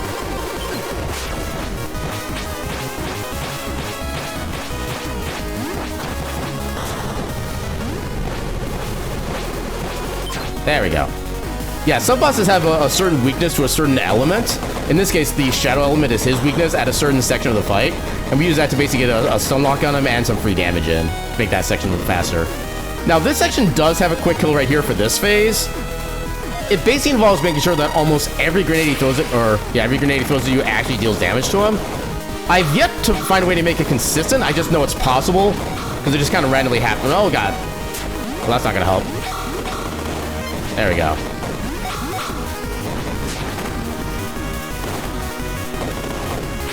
Oh, come on. Oh, definitely not getting it now.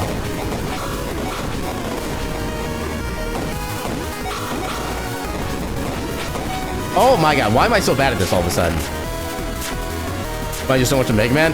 Yeah, I call this the Dr. Wily fight, personally. And now, once we get to this section, we just come up here, and we just poke our way to victory. Oh, we lost so much time on that split.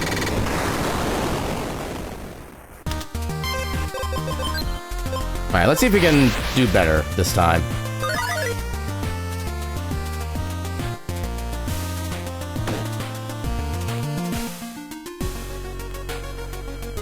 Yeah, the Sword Pogo, working since 1987. You can do it, cutie? Gosh, heck, I've been cheered on by another cutie.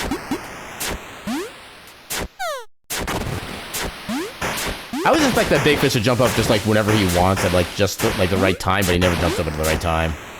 It makes me sad.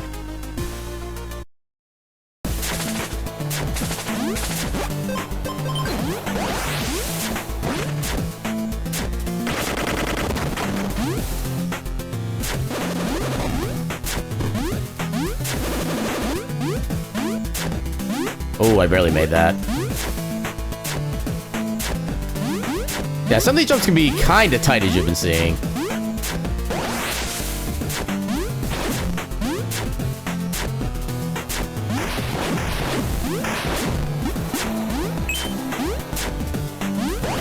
Yeah, anytime or any chance I get for some free experience, I will definitely try to take it.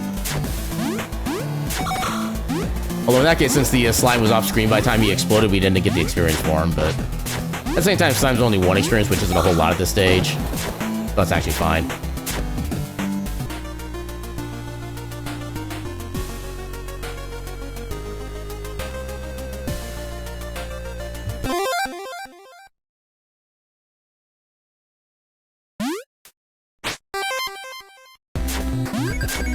Yeah, surely nothing bad will happen in an area called the Soul Well.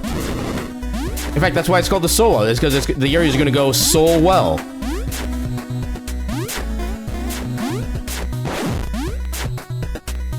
Yeah, as far as I can tell, there's Why did I try? I saw the gap open. I knew it was not going to work. But my brain was like, do it. Then I did it, and I'm like, oh. But yeah, as far as I can tell, there is no way you can actually skip that cycle. There's really nothing much. It's mainly just. Actually, I'm only just now realizing. I don't know if this section is.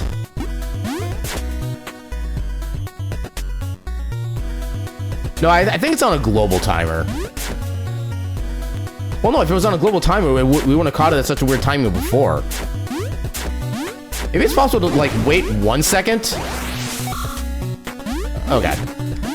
Maybe it's possible to wait, like, 1 second to save 3 seconds. I need to test that. That was soul-crushing. The memes for this section are never-ending. Actually, amazed I made that jump over that one.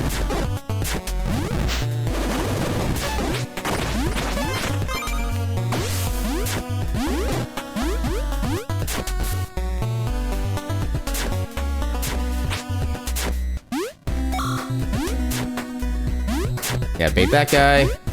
The memes. How did I make that work? Oh, God. Wait. 6.75?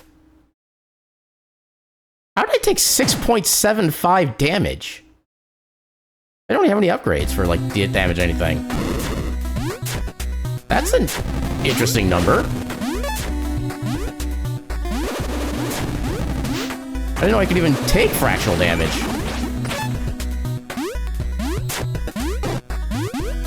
Oh. Camera, have you ever seen... I mean, I guess the number is... Or seeing the damage numbers is a new feature, but yeah.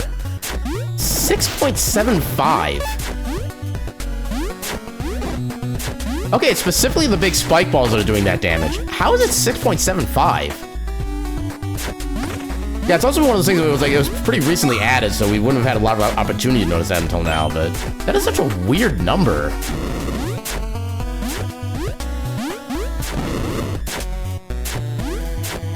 How would it do 6 point? Okay.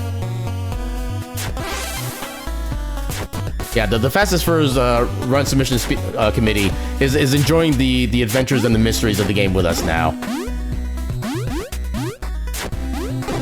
I can never get that downside to work from that angle. I know it's possible. I just can't seem to make it, like, do the thing. I just love riding that guy around. Oh, I guess I could have gone in there. That was a really bad part of the cycle. Yay, money.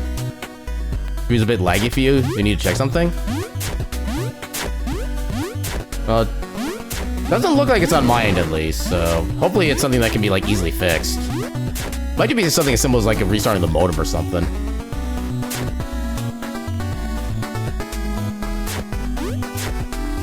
And yeah, if you fall too far down in a single descent, the game will make you do like a crashing animation you have to wait through. So you want to make sure you dash just before you land. And also, we can use the go to map function in there right after we get to that little story section there, because the game still thinks we're in a proper dungeon, and you normally cannot go to map on in a town screen. So we can utilize that to get us out of the section a lot faster, because that is a big town that we end up going into at that point. Should be fixed? Yay, internets that mostly work. Maybe. Kinda. Shortly. Or shortly? You get what I'm saying. Yeah, nice picnic at the Stowell. You know, it was a happy, fun time. Definitely no, like, apocalypses were started. Asterisk.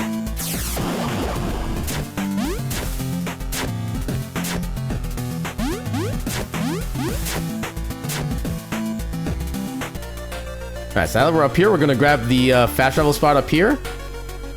So this is a tower that we are never going to do the stage for. We are only using this as a fast travel spot, because it is literally right in the middle of all three places we need to go to. And the first place we're going to is the Hollowmire.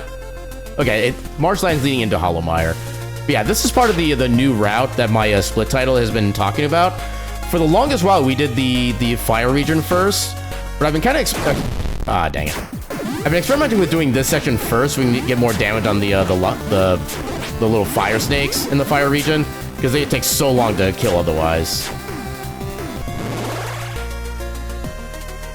Yeah, we're trying to figure out if this is actually like a faster route here. We'll also be picking up a potion that will give us infinite magic usage to be used quite a bit later on in the run.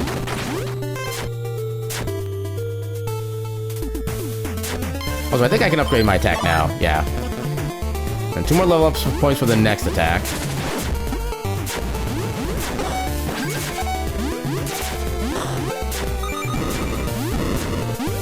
Hey, I can remember the easy path for a change. Let's go. Ow.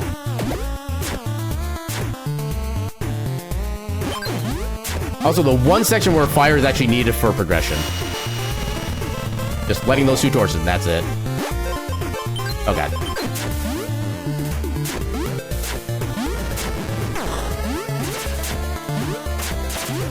Yeah, those purple mages, their dark element firebolt thing does a lot of damage to you, but it also God damn it. It does a lot of damage to you, but it can also do a lot of damage to them as well. So it's actually kind of good to try and get some reflections out of them if you can. Oh, 41 experience. That's actually a lot of pain.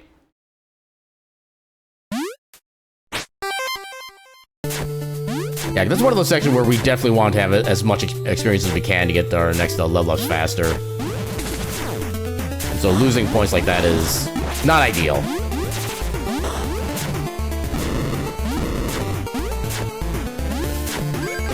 Oh, come on. Also, that the purple water there can poison you. You know what? We need the XP back. And even though this would be more of a showcase run rather than an actual, like, full-on speed run, so... at the actual event. Yeah, 156 damage there from a single reflection. It's just such a nice thing to be able to do to enemies. That will actually, like, one-shot most other enemies that you go against. Which is what makes it so nice.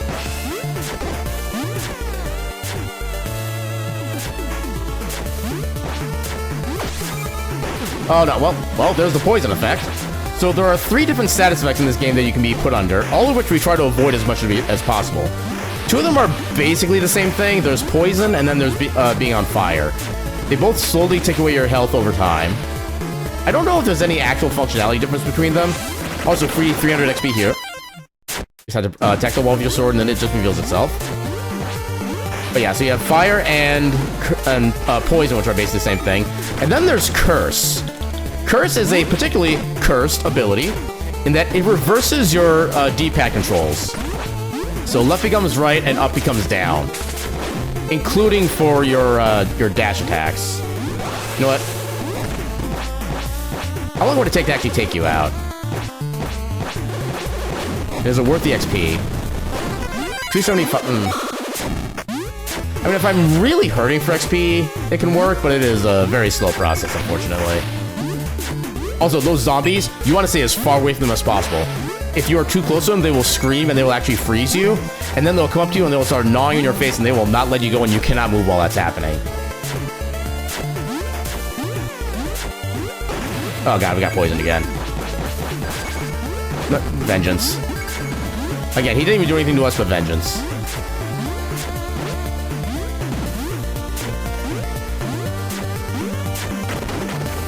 Yeah, the hands are also annoying because they keep doing stuff like that to you. I mean, I would still get XP from him, but unfortunately... There we go. Okay, actually, no, that's not viable. Oh my god, please, game. Oh my god, what even was that?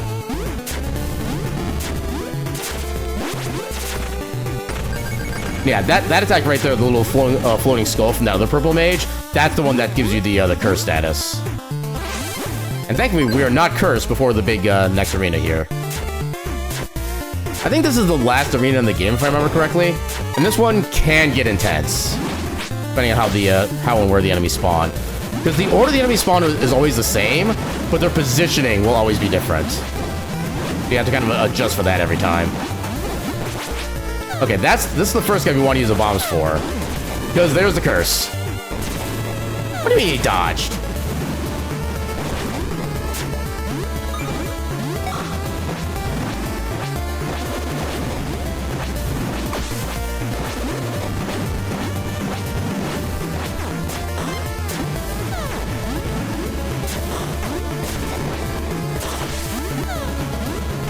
Oh, wait. Oh, my Father's Fury maxed out. That's what that sound was. Okay, actually, no. We can make use of this. As long as we can dodge that, we can use the purple orb to reflect and do big damage to him.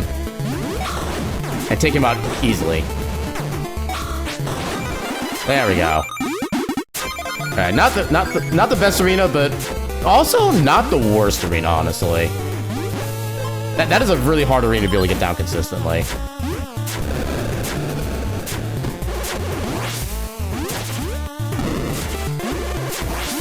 Oh god.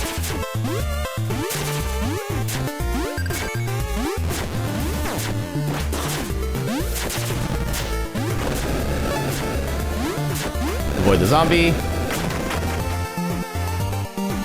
Friend? Also, I love how I was just dangling off the ledge there.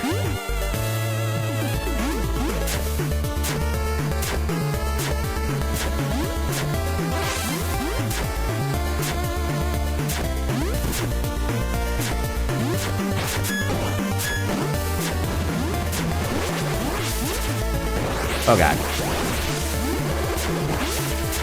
Yeah, another thing that makes this section a little bit harder as well is that since we're coming here after or before the fire region now, we don't even have the chance to get the half damage relic, which is what makes a good chunk of this scarier than usual. Actually, I probably could. Oh, there wasn't even a level up? Okay, I thought that would actually give us something. Okay, you know what? In that case, we need to... I'm not gonna use one of those yet. Actually, I could have held off. Dang it. Yeah, you actually should be using items before level up points, because your level up points can be, or kind of have to be used for specifically for attack usually. Also, the poison water can actually do damage to enemies, which is nice because you can defeat them and get you some free XP.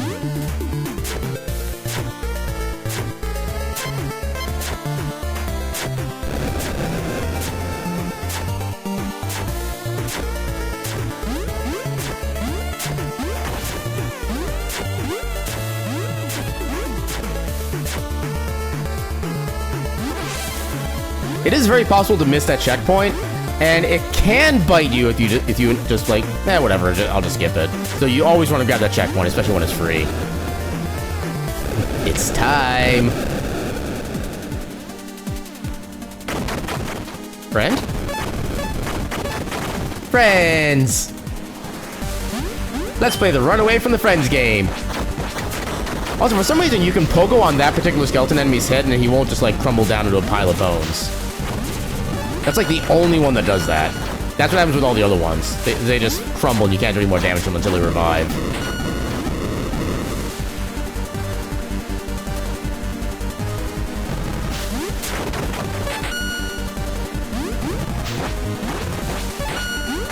Oh, okay. Come on. There we go. There's the XP. Ow! Okay, I did not time that movement correctly. Thankfully, we leveled up and we're at the end of the section already anyway. One of the cool things about this stage is that you get a reward for surviving the escape sequence. And then you get a bunch of experience for finishing the stage. You get all sorts of cool little stuff.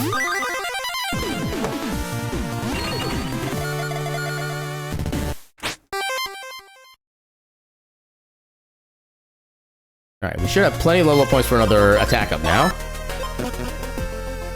And unfortunately, I don't think there's a way we can route in enough XP in order to get the last attack upgrade here like we would have with the old route. But it will make the quick kill on the boss here, as far as I can tell, entirely not possible, but you still never know. There are technically ways you can... So, one of the things that saves time on the boss right here is if you can skip the intro to the second phase, which it is possible to do with, like, the specific movements, but we haven't figured out how to make that consistent yet. Because one thing we found recently that the enemies have is they have like, anti-pogo cheese strats, where most of them they'll do, like, a jump and kind of reset of their AI for that little section if you pogo them, like, more than twice. Also, the answer there is always 5. If you want the reason why, play the game and get the proper lore. It's a very fun game. Definitely recommend. Alright, I forgot what I was saying again. My memory is the bestest. Oh, God. Okay, like... Oh, I leveled up off of that, of all things. Actually, that thing can't body us for a lot of damage, apparently. That's good to know. Yeah, I think even if we took out every single one of those... Wait. There's supposed to be a floating skull head. What happened to it? Quick, send a search party.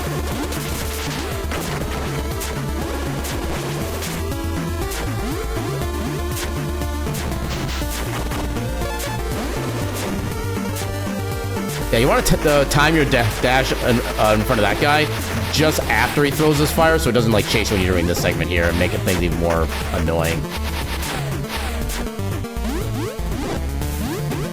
And also, yeah, the statues here also shoot projectiles at you like they did in Zelda 2.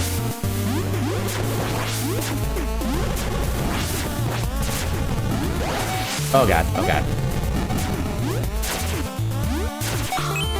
I wish that when you reflect those bullets, you could actually damage those gargoyle statues, but unfortunately you can't.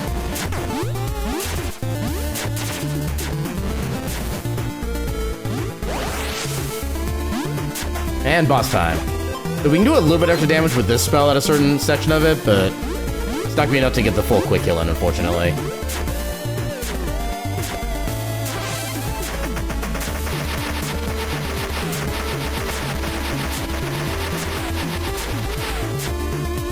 Alright, let's see if I can do the big damage segment correctly.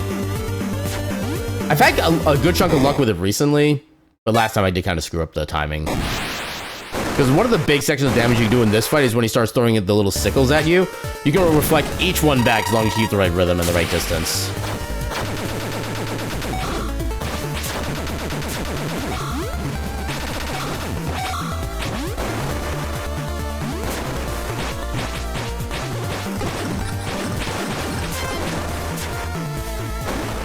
Also, his teleports do a lot of damage as well, so you want to avoid those as much as possible.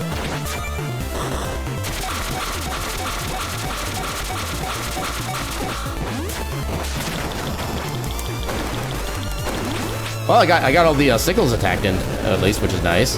Unfortunately, this is the section we're trying to figure out how to skip with this current route strategy. Because it takes a lot of time and it makes it a little harder to kind of see what's going on. Oh my god.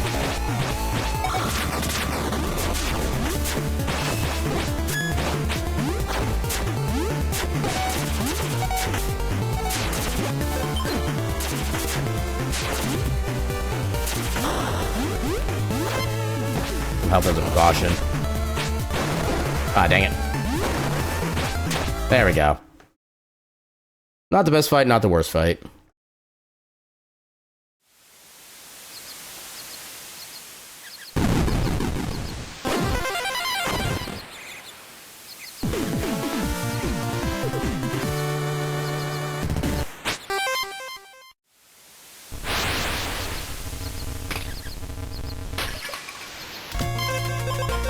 Alright, now we head back to our little fast travel point. Now we head down to the fire region, which now, since we have a lot more attack, a lot of the section of this area will be faster and or easier. Mainly the lava snake fights. And yeah, I'll say one thing we've been starting to do with the runs currently is that we're actually skipping the half damage relic. For the sake of the eventual showcase, we are not... Oh, come on. But yeah, for the sake of the Fastest Furs showcase, or I guess whatever the proper term is for it, for the sake of the Fastest Furs event, we will still be picking up the half damage relic as a safety to make sure that we have a lot less risk at the end of the game for sudden losses of life and health and time. Oh, are you serious?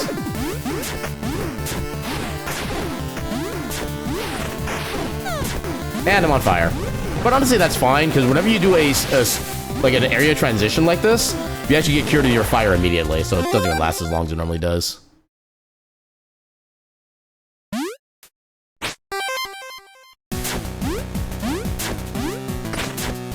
I'm grabbing that.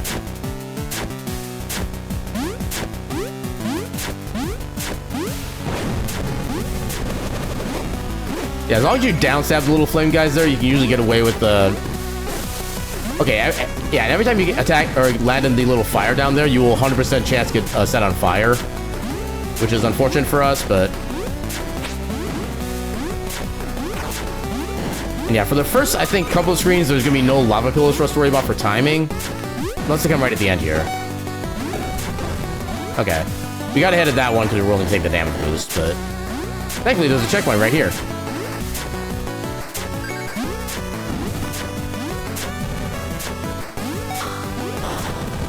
Yeah, those giants can stun you with the shockwave from their clubs if you get too close. You want to try to avoid that as much as possible by being just as far away from them as you can, and trying to do a dodge at the right time as well to get the iframes during that section.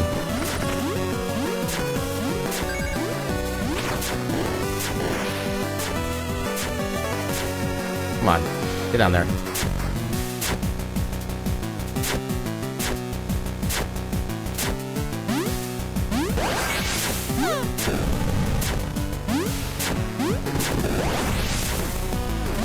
I think a lot of these lava pillars we have a way to be able to kind of bypass because of the wind spell.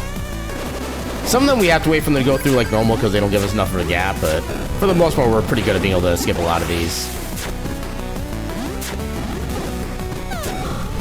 Dang it.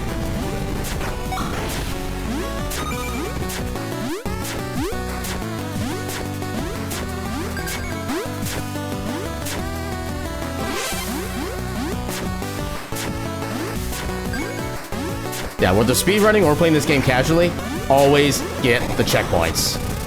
Also, maybe that didn't stun me. Would have been like the perfect positioning to stun me, I think.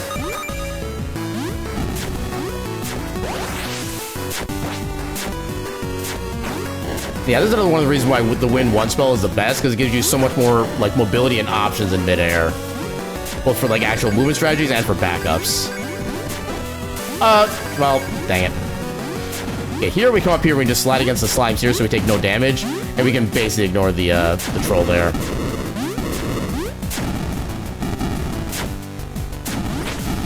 I always attack that sand block just in case it gives me healing, but it never does. At least never when I need it.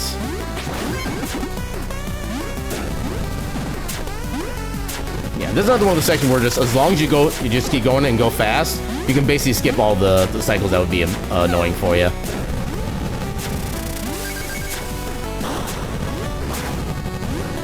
Okay, apparently I don't understand what the hit window is for the actual stun effect. Because that should also easily stun me. Oh, no. Well, okay, fine. Whatever, game.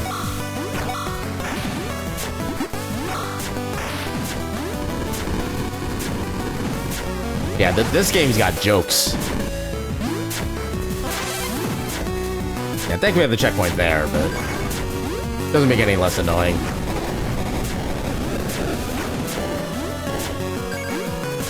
Yeah, you want to be a little bit careful here, because sometimes you can't see the little meteor things that are coming down to hit you, and they can knock you off your path and just be generally annoying.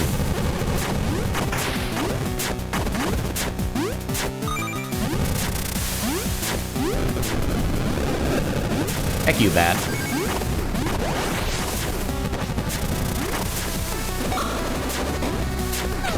Ah, dang it. I thought I'd be able to hit him before the grenade hit me, but apparently it didn't work that way.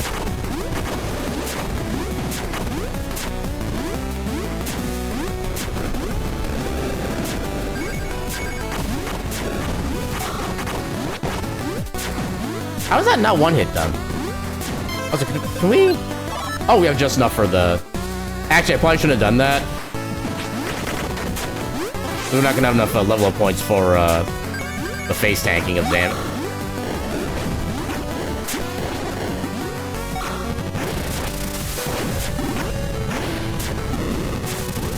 Can I get...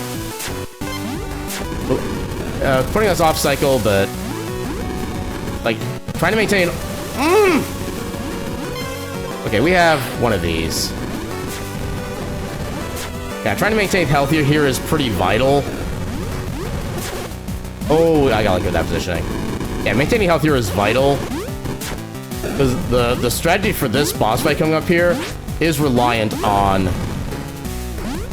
being able to, like, face tank a whole bunch of damage.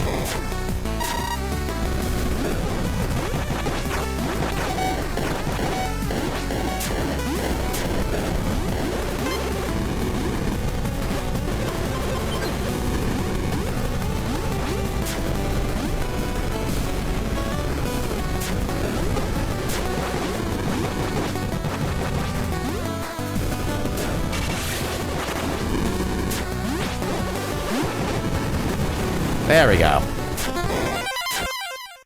Yeah, this is one of the benefits of going through the Deegan route early, is that it gives you a chance to build up more XP so you can, like, do more damage to those guys. Because normally in the previous route, we would only be doing about, like, 18 damage per down stab, which is a big difference to 64 like we were doing there.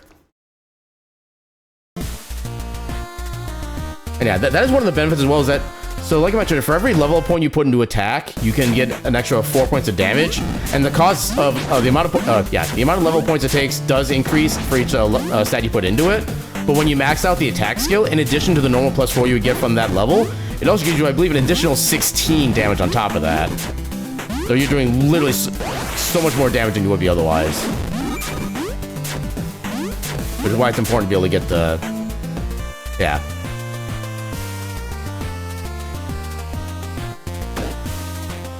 Stay away from me, randoms.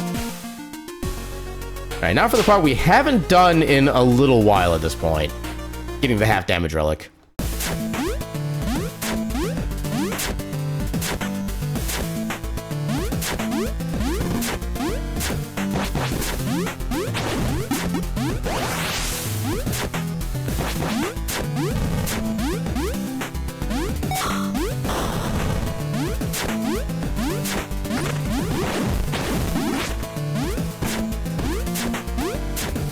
Yeah, one of the unfortunate things about this particular fight, though, is that because there's no longer a ceiling, our capacity of doing extra damage from the pogo is a lot more limited. But it does also allow us to take a lot less damage as a result. Ow. Heck you.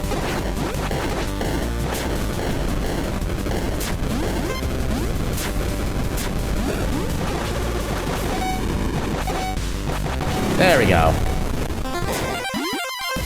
Oh no. Get the thing. Alright, then as soon as you pick up the half damage relic, you can immediately save and quit. It'll get you out of that area a lot faster and actually skip the item pickup scene.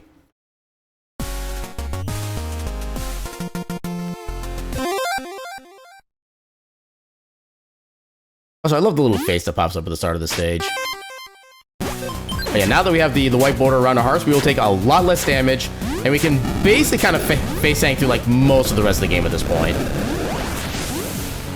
Okay, I did not think that would actually work. Usually don't have luck with that particular skip there. Yeah, I don't think that's a pillar you can actually skip at all because of how close it is to the start of the stage.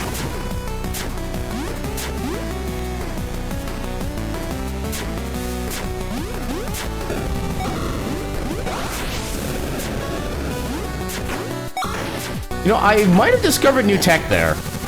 Because normally when the thwomps there, like, squish you, they do, like, a whole bunch of damage. That guy did a fractional amount of damage compared to normal. And even with the half damage roll, like, it did so much less damage. I wonder if sliding actually puts you into, like, a different hitbox setup to where, like, the wrong part of him hits you instead. That'd be kind of big if true, actually. Alright, now for the first time we use the Father's Fury for a boss fight. So this is going to start very simply. We're just going to sit down, watch the little fireworks for a little bit.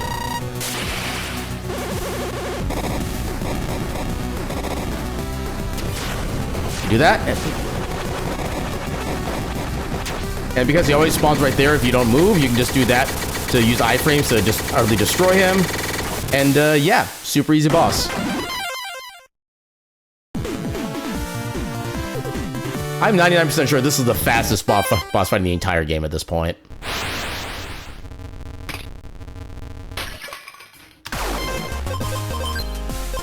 Okay, that saves us some good time, too. We got 3 minutes back from that.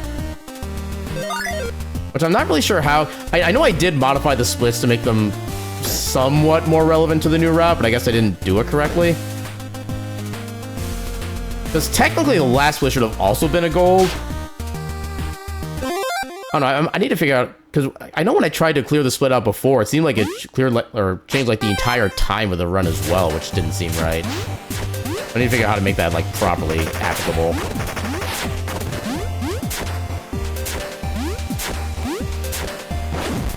Also, those slides right there, if you bounce on them like the Mario bounce, they will actually turn into like a whole bunch of icicles that will shoot out in a whole bunch of different directions and freeze you, which is not something you want to have happen in an area where getting frozen means you can't move and there's a lot of pits everywhere. In fact, like half the enemies in this area will do that to you. You want to avoid direct enemy contact as much as possible as a result.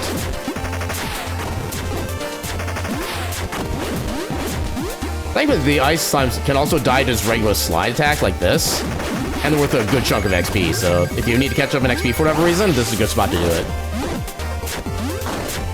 Yeah, if you're up above the screen, when those guys shoot their bullets at you, they actually won't hit you because they won't have a hitbox at that point. You can use that to make that section a little more simple.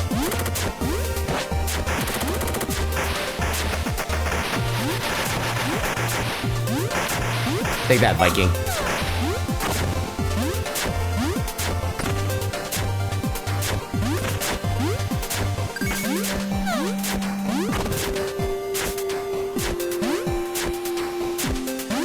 Yeah, also those little snow patches there actually will slow you down, so you want to try to avoid being in those as much as possible. Okay, that was literally the best way to be frozen, because any other way, we would have been dead. Because we would have just fallen right into that pit. I'm always amused when enemies actually save you. Also, one of the best parts of the game, nice. The game memes along with you, as you do a nice amount of damage.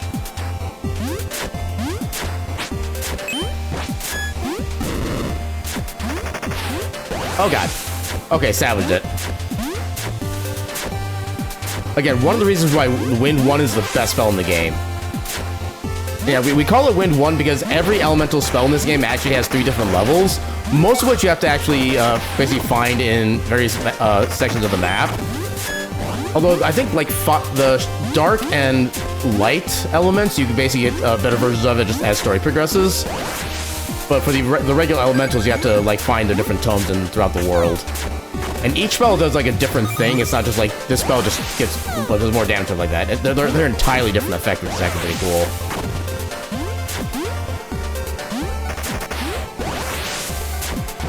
Actually, I should probably upgrade my magic at this point. Because this is the section where we start using magic a lot more, and you definitely do not want to be without magic points, especially for a lot of Wind 1 uses like this. Wind 1 doesn't use a lot of magic from the start, but it still uses quite a bit when you're using a whole bunch.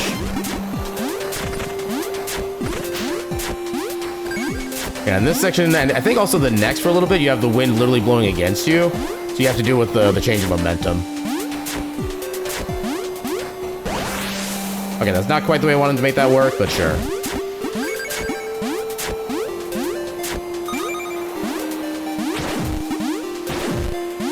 Yeah, take it safe, just get rid of those guys first.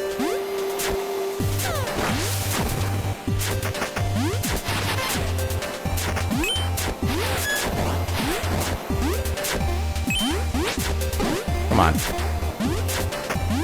Also, I love how some enemies actually just deal like 1 damage now. Because of the half damage relic.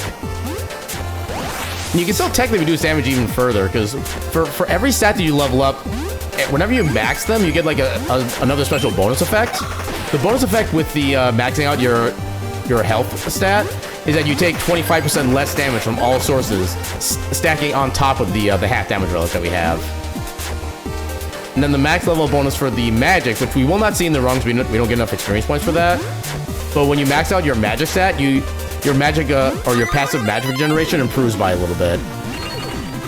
It's still not a lot necessarily, but it's still an improvement.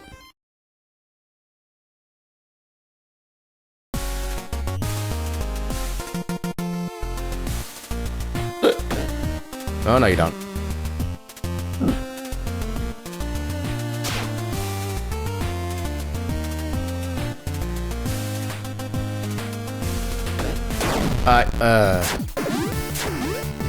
This has been the worst run I've had in months when it comes to random encounters.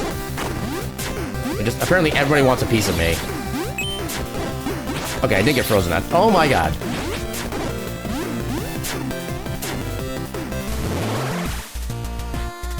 Actually, I guess frozen is another side effect I could have counted earlier. It's the only one that doesn't have like a little timer icon above Flame's face. I don't know why I've never thought of that as a status element until literally just now.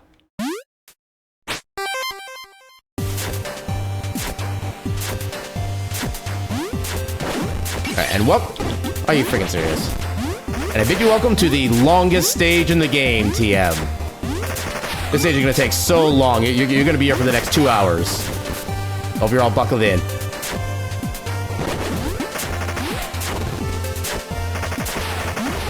Dang it.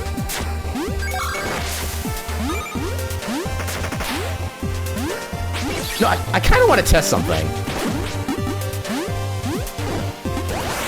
Okay, now it's doing 2.75. Wait, it did 6.75 before. It's doing 2.75 now.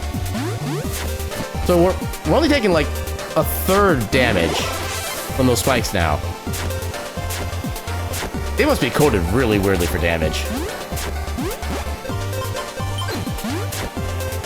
Yeah, there's not a whole lot we can really do to make this fight like super fast. Just try to get as many pogos as you can. Yeah, I can't believe I made it through without a single death. That's a freaking miracle. Also, I mistimed that. Yeah, the strat for this fight is literally just do as many pokers as you can. Oh, come on. Yeah, unfortunately, you can reflect these icicles back, but they do so little damage. Wait. Why'd that do 166? That has never done 166 before. What happened?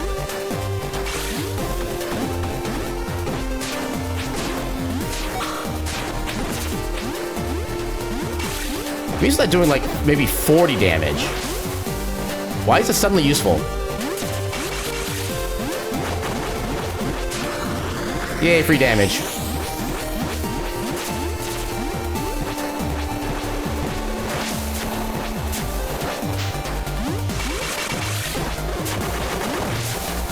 Dang it. Now I've got the health. Oh! I did not. Okay, I still got some damage off that, so it wasn't a complete waste. Oh no.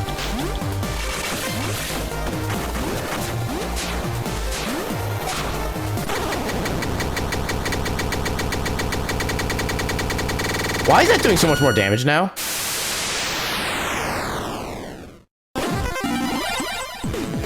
No, I really wish the final blow would actually show you the hit point damage still, so I could actually confirm how much that did. Wait, I was doing a lot more than I was doing before. Also, pre-equip the Lightning Tome. So we're gonna need that for the next fight. And we'll see if we can actually extend this trick. Because, as I mentioned earlier, activating Father's Fury gives you infinite MP. We can do stuff with that.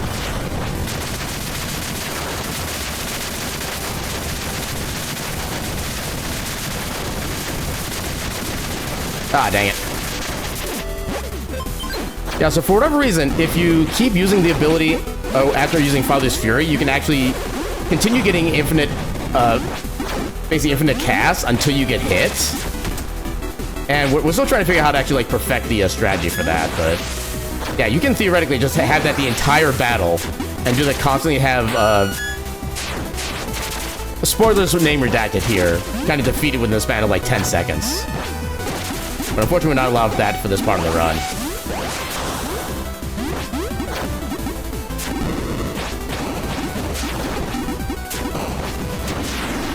Okay, that was actually still kind of fast overall. Definitely not a PB, but still pretty decent.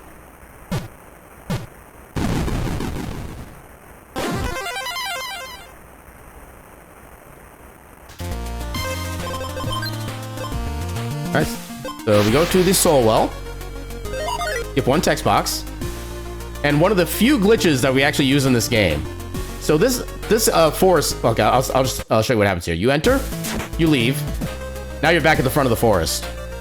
So that forest is designed to be one of those like the forest of the lost or whatever you want to call them, where if you pick like the wrong path, you get sent back to the overworld at like the start or the point where you entered from. For whatever reason, the game counts the spot you just entered in from the backside as the wrong side. So when you leave, it brings you right back up to the front. You can skip the entire section.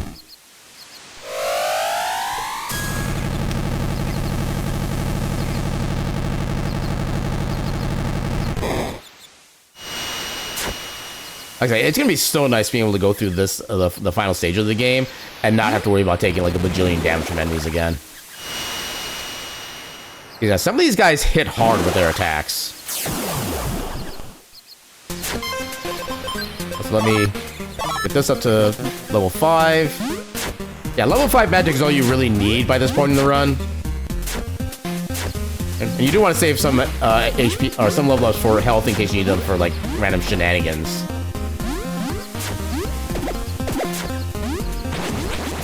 Also, whenever we're at full health now, because we have the quote-unquote Master Sword, I don't think it has a proper name, but I'm just gonna call it Master Sword, you get like a little sword beam attack. Oh, I couldn't get the skip. Oh, never mind. Okay, we got the pseudo skip. Yeah, if you're fast enough, you can actually make it on that platform originally and just start going right to the left immediately. We did not quite get the right timing there, so we didn't get the full time save, but we got a backup time save. Which, honestly, I didn't even know the backup was possible there. I think we'll be able to get enough height from that spot.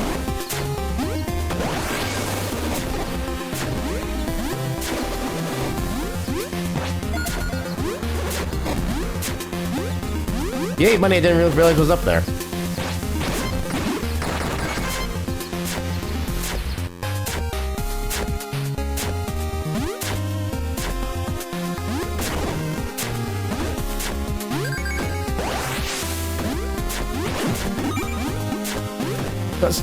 Oh god. Oh god. This is not my night. Yeah, the platforms will get you no matter how good you get at the game or how good you think you are at the game.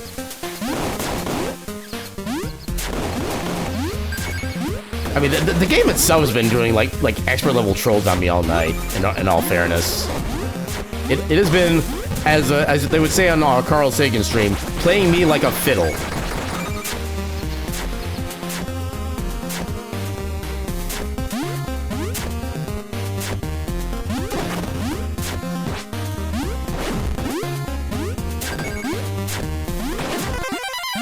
Hey, level up, let's go. Yeah, that's how easily that section should have gone. It's to my great shame I could not show it off properly the first time.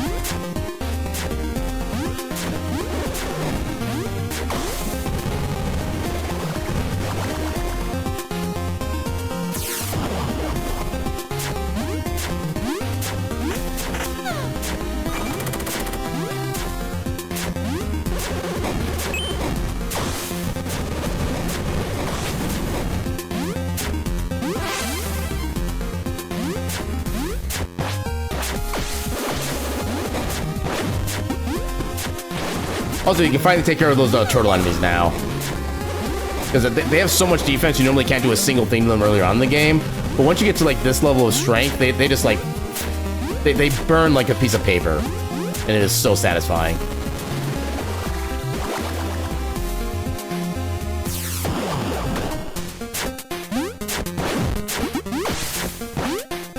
Oh, I did not time that correctly, so I needed the wind as a backup.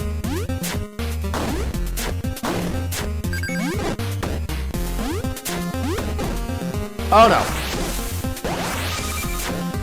Oh, come! Okay. I thought I could make... dang it.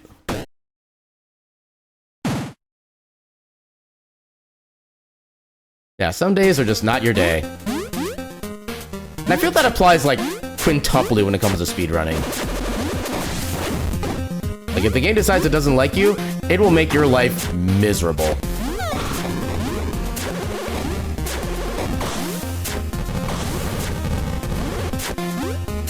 Ah.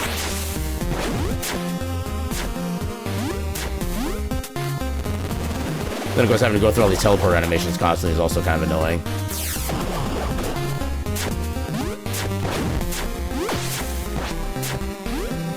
Oh, okay. You know, every time I think I know how the game works, I realize I don't know anything.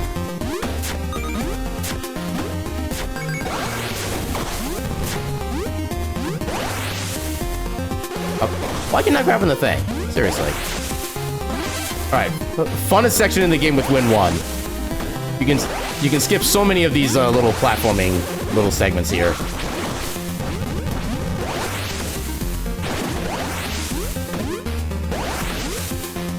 This game needs more sections like this as far as I'm concerned.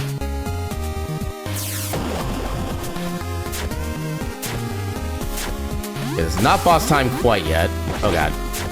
Next, we do have another setup we use for the boss here as well. There's a thing up there? Oh, we can't pick it up. Dang it.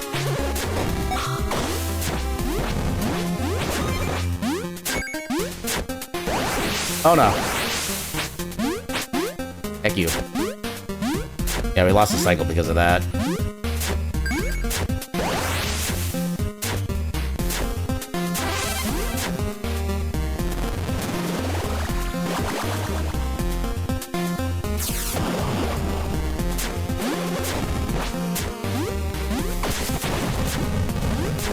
I was not expecting that to work the way it did.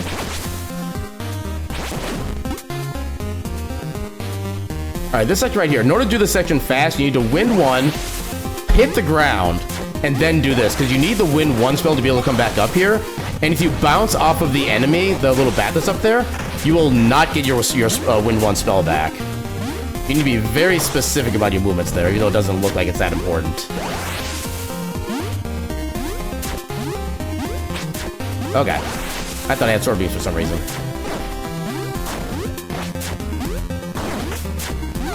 Oh. Okay, I'm just letting everything hit me, apparently.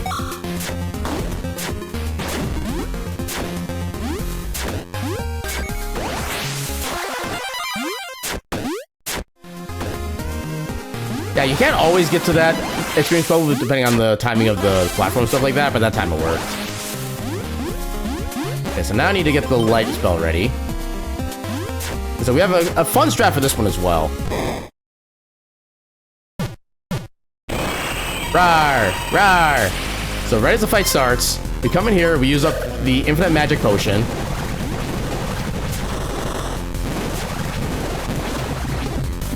Wait. Oh, I used the wrong one. Wait. Hold up. That didn't last as long as it should have. I just got hit a lot?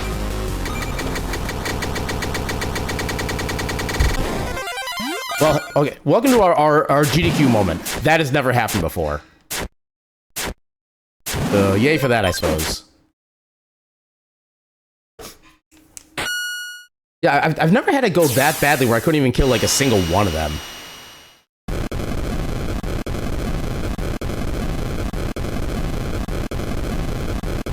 It was decently tight. It didn't feel that tight before. Although I think I was also on like the top of that little middle platform for a little bit. I'm not used to being up there. Maybe that's part of what did it. No, I wonder if I could probably just like do actual timing strats and test it out. Maybe to do like activate the potion, do like 2 casts on the bottom, dash to the right and in between them, and then maybe do the rest from there. Maybe that would make it work. Because right now I'm just kind of going mostly on vibes to try to get as much damage out as I can. Also, I forgot the split, but oh well. Also, you're supposed to go on the right path there, because that's actually the safe path, but I always forget. You could offer me like $10,000 to not forget that section once, and I will not be able to do it. Also, those things would do like 5 full hearts of damage to you without the half damage relic. It's mainly because of those enemies that I made sure the half damage relic was part of the original speedrun. They're still scary without, but they're manageable as long as you know what you're doing. Also, I feel like the Win 1 actually gave me some iframes there. Does it split here after the boss? Oh, actually, you're right. Yeah, I forget I have these two as the same split. Okay. Corrected. You would think after a year and a half of speedrunning, I would know my own splits. But no, that's not how my brain rolls.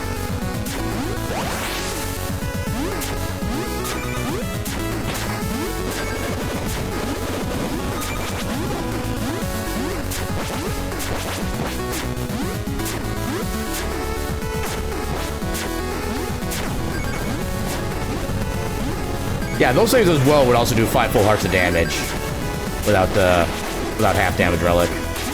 Oh no, they would do... No, they do 2.5, but... I feel like those do a lot more without half damage relic than 2.5. But yeah.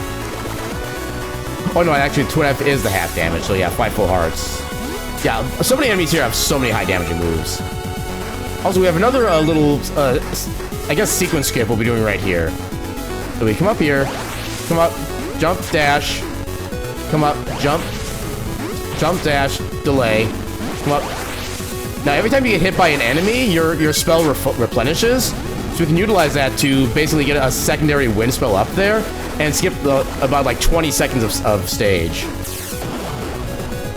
I discovered that just by straight up messing around for like 2 minutes at one point. I'm just like, I wonder if this would actually do anything. Then I'm like, oh my god, this does something. That was such a fun find.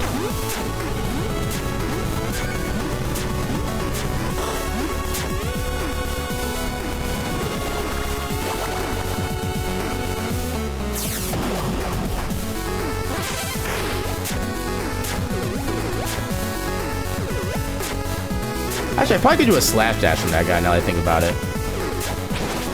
No, apparently not. Well, I think it's because of the sword beam hit it first rather than my actual sword itself. That's probably why it didn't work.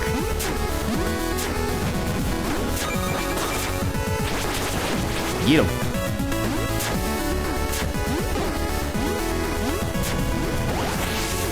Another little sequence skip here, which is like the easiest skip you can do because it's literally just get on top of that platform, use win 1, boom, you skip the next section.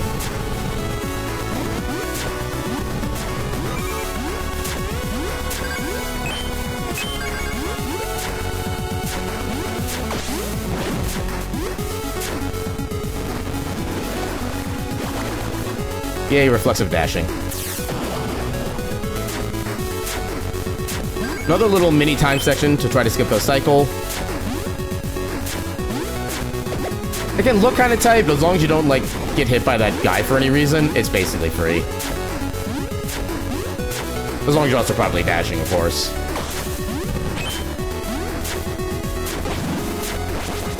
Yeah, I don't have any actual, like, data or numbers on how much better the dashing is for movement.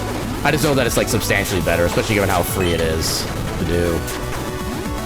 The only trouble is trying to figure out, like, the timing to continue the dashing on a constant basis.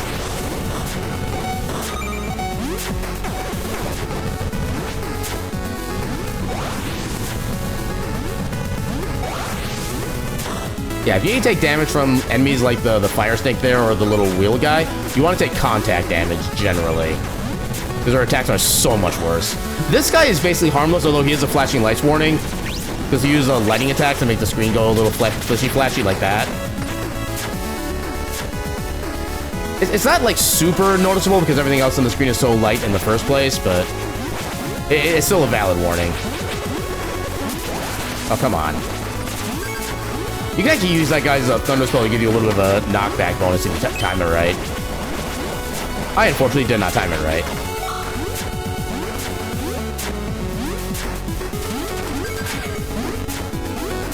Yeah, Fury Electric 2, probably. Actually, yeah. Oh, I didn't even consider that, actually. Yeah, because I know the screen goes, like, super flashy with that as well. Yeah, thank you for bringing that up so I can actually, like, consciously think about it, so I can include that in the like, accessibility notes in the submission. Don't know what Dig Attack it is similar?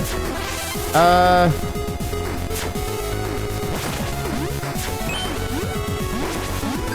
trying to think of which attack specifically that is.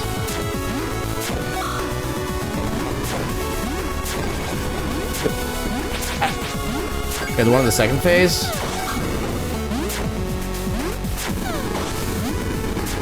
Yeah, I know like the transition, there's a little bit of flashing, but I don't think it's like a full screen like bright flash, like it was with like the lightning effects. I don't know, I'm gonna have to go back and double check that.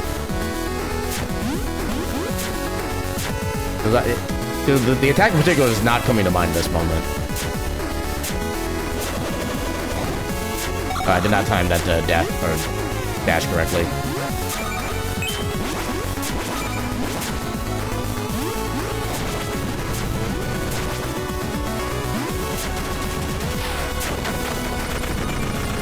Okay, I wish this stage went well in my attempts without the half damage relic, because we took no hits there. I would pay money to have that kind of scene, or that kind of screen in all my non-half relic runs. Okay, I forgot the sword beam was also enough damage to do that. Oh, I barely landed on the platform. Oh god. Okay.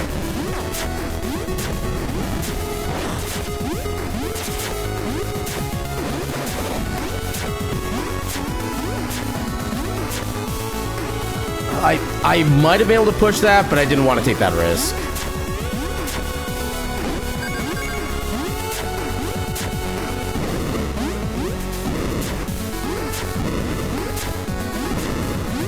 There we go.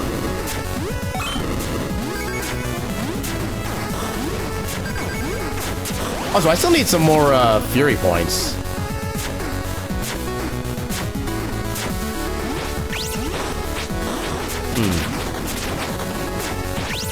I don't think we get a lot during the Valcor fight.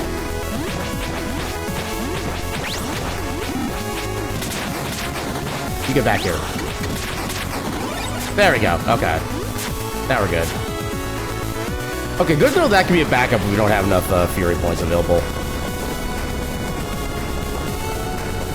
Also, I think we have enough money for both the MP potion and the revive potion. I think the MP potion was 4,000, the HP was 75. Oh, the 7,500 we're gonna be just shy. I think we're gonna be sad. Yeah, as a potential safety. That's 4,000. And then, which one was the recovery? Is that this one? Revive, 75, oh my god, we're short by $42.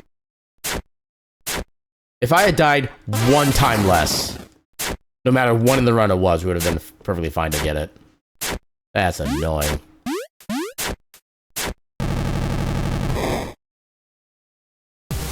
Well, time to absolutely destroy Valcor.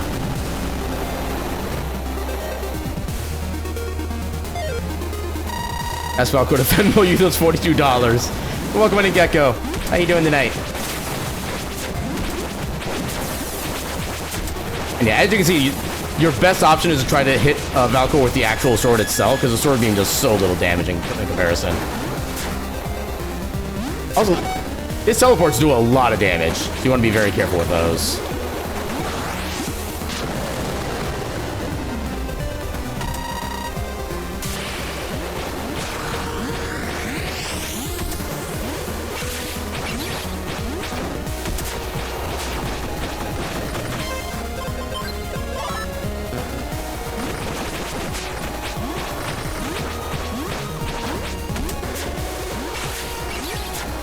There we go.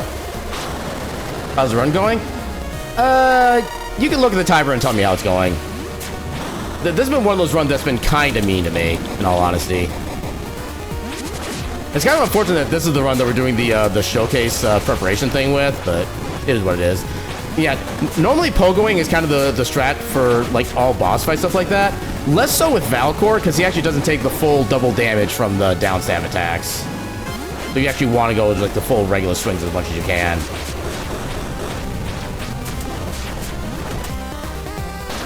Yeah, I'm just identifying the upper limit for my estimate. I mean, I already knew what my upper limit was. This is just adding, like, more confirmation. Oh, God.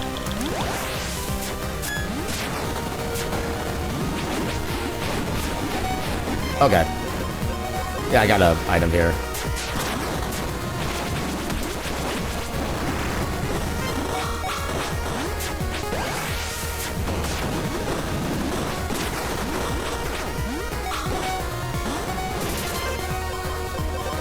I keep thinking I can reflect those.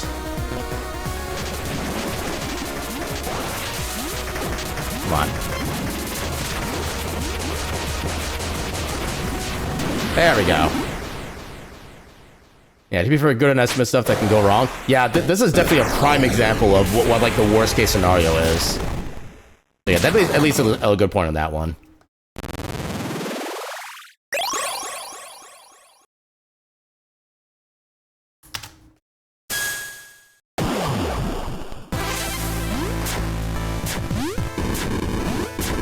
Now time for that 10-minute save I've been cooking up. Yeah, the save that involves going back in time and not making the mistakes I made throughout the run. I'm gonna trigger it any second now. Any second now. Do I want to borrow your time machine? No, I've got one I've been cooking up on my own. It has like 2 ketchup dispensers. It's pretty nice. Imagine a speedrun involving you hitting 88 miles an hour. I mean, you can make an argument that kind of happens with, like, the Win 2 ability, but it's just so awkward to use, and we have to go out so far of a way to collect it. Also...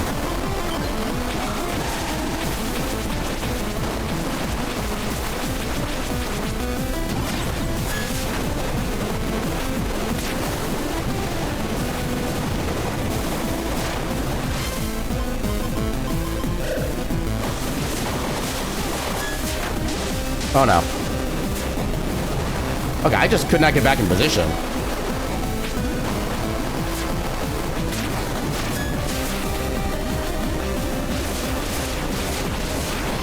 Oh, oh guys, I got so close to getting killed.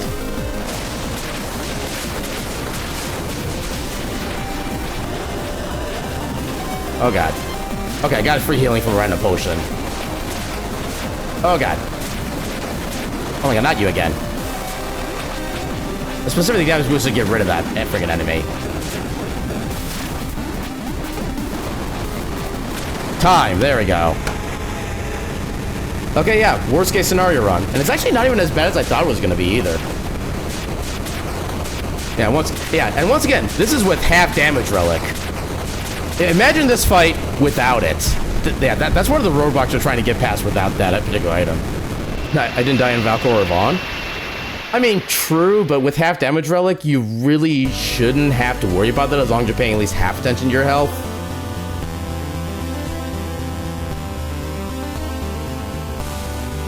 And the thing is, I was...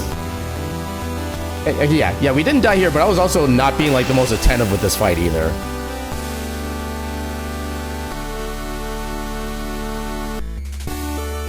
Yeah, I mean... So, I mean, here's the thing, though. So, my original idea for, like, the estimate would be, like, 2 hours, 15 minutes to account for, again, like, the worst of the worst options. I feel like I could still manage a 2:10 if I, like, actually focused on the run more. And I kind of feel like when we do this at the actual event itself, assuming you'd still be up for, like, commenting with me, Cameron, I'd probably be able to devote at least a little bit more mental energy to actually the hard parts of the run, so I could probably do better with that. Yes, you can? Okay, cool. Yeah, because definitely, like, any kind of, like, offloading on, like, the talking about the run stuff that I can do would definitely help me in that front. And at that point, I think I could still make 2:10 at least mostly viable. But yeah. Yeah, come on, see I did want to interrupt an important night. I mean, you can see how the run kind of went anyway, but yeah, that's kind of the thing though. Like, this is one of those runs where it's easy to get like a death spiral, which is actually a proper term in like some particular speedrun communities, where you just get knocked off your game so much you just can't really get back onto your game. But yeah, as a case of like a mostly worst case scenario, this actually definitely wasn't the worst of worst case scenarios, which sounds counterintuitive, but it actually makes sense when you try not to think about it. But yeah, so to the fastest Furs run submission community, I do apologize for not getting like a good run in as my submission for this one, but like I said, it does feel like I think it's good to at least know what like the worst kind of like a bad run looks like, so you know what the actual time limit is going to be for something like this. I guess I could maybe just do like a 2-hour 12 to be like a little more specific. That was great. What do you mean? I mean, just look at all those red numbers. I mean, red is half of the Christmas colors, and Christmas means gifts. So red has to be good, right? Right? Also speed. But yeah, so Fast First community, I will say once again thank you for your time, and hopefully you'll still at least get some enjoyment of the shenanigans that I tried to do and kind of show off stuff like that. Also, General Nachos. So that is General Mechos, who normally runs the thing. I think that might be Mechos. He runs a nacho stand after the war is done. And I love that little character development for him. He just does a little tiny thing, just kind of live out the rest of his life in peace. It was amazing. I didn't die to Vaughn in the final hit. General Nachos, let's go. Yeah, I should accept the good things that came. I should definitely do that. And the fact we at least stayed under 12 minutes lost, considering how bad that could have gotten, yeah. But yeah, so once again, Fastest First community, thank you so much for considering my run, and I would love to be able to get in. And I don't know, I was gonna follow it up with something, but then my brain just kind of left what I was gonna follow it up with. Then we get the little happy, peaceful, like fireworks ending. But yeah, those for the 18th time, thank you so much for considering me, and hopefully, I'm hoping for speed. Yeah, I'm hoping for good things. So yeah, so hopefully, I need to find out. Actually, I think it's usually like what 2-3 weeks after. I'll need to figure that out later. But yeah, I think I'll probably just end the video at like that last section there, because I don't want to give like 18,000 thanks. But yeah, with that, let's go see who we can raid. Who's doing things? You're doing a thing. I don't know what this thing is, but you're doing a thing. Seems kind of vaguely like Terraria slash what's another game? The space version of that? Star what was it? Starbound. Yeah, so maybe like something slightly Starbound related. We might raid into you. Who else? Is anybody doing anything super cool? Actually, Dragoon is still doing the spooky store game. You know, I don't feel like I get a lot of opportunities to raid Darkness Dragoon. Let's go send them a hello message. They might be probably heading out soon, which would kind of be my luck, honestly. Not seeing anything in the chat about stream ending anytime soon. So yeah, let's go say hi to Dragoon. Let's go say hi to a good heckin' bee. So yeah, they're playing Shift at Midnight. I guess they're like night 6 out of 13 complete. I didn't realize. I guess it would be kind of rogue-like-ish, I suppose. There was an achievement for no humans killed. That's a thing.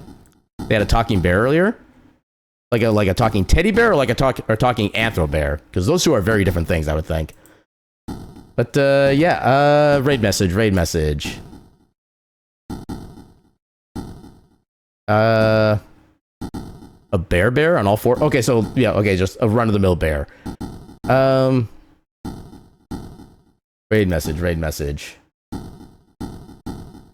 You know what? I can't think of a raid message, so we'll use this as our raid message. If you don't have my emotes, use literally any emote combination you can think of, because literally any emotes work with a raid message that's saying this is not a good raid message. But yeah, let's go say hi to Dragoon and wish them luck in their not dying while running the store. And with that, we'll see you tomorrow for our next Steam library tour. The game we have tomorrow might be a little short, so we actually might come out with like a Steam demo tour, depending on how long it goes. But yeah, that'll be our plans for tomorrow. And so with that, I should bid you all a good night and your cat meme.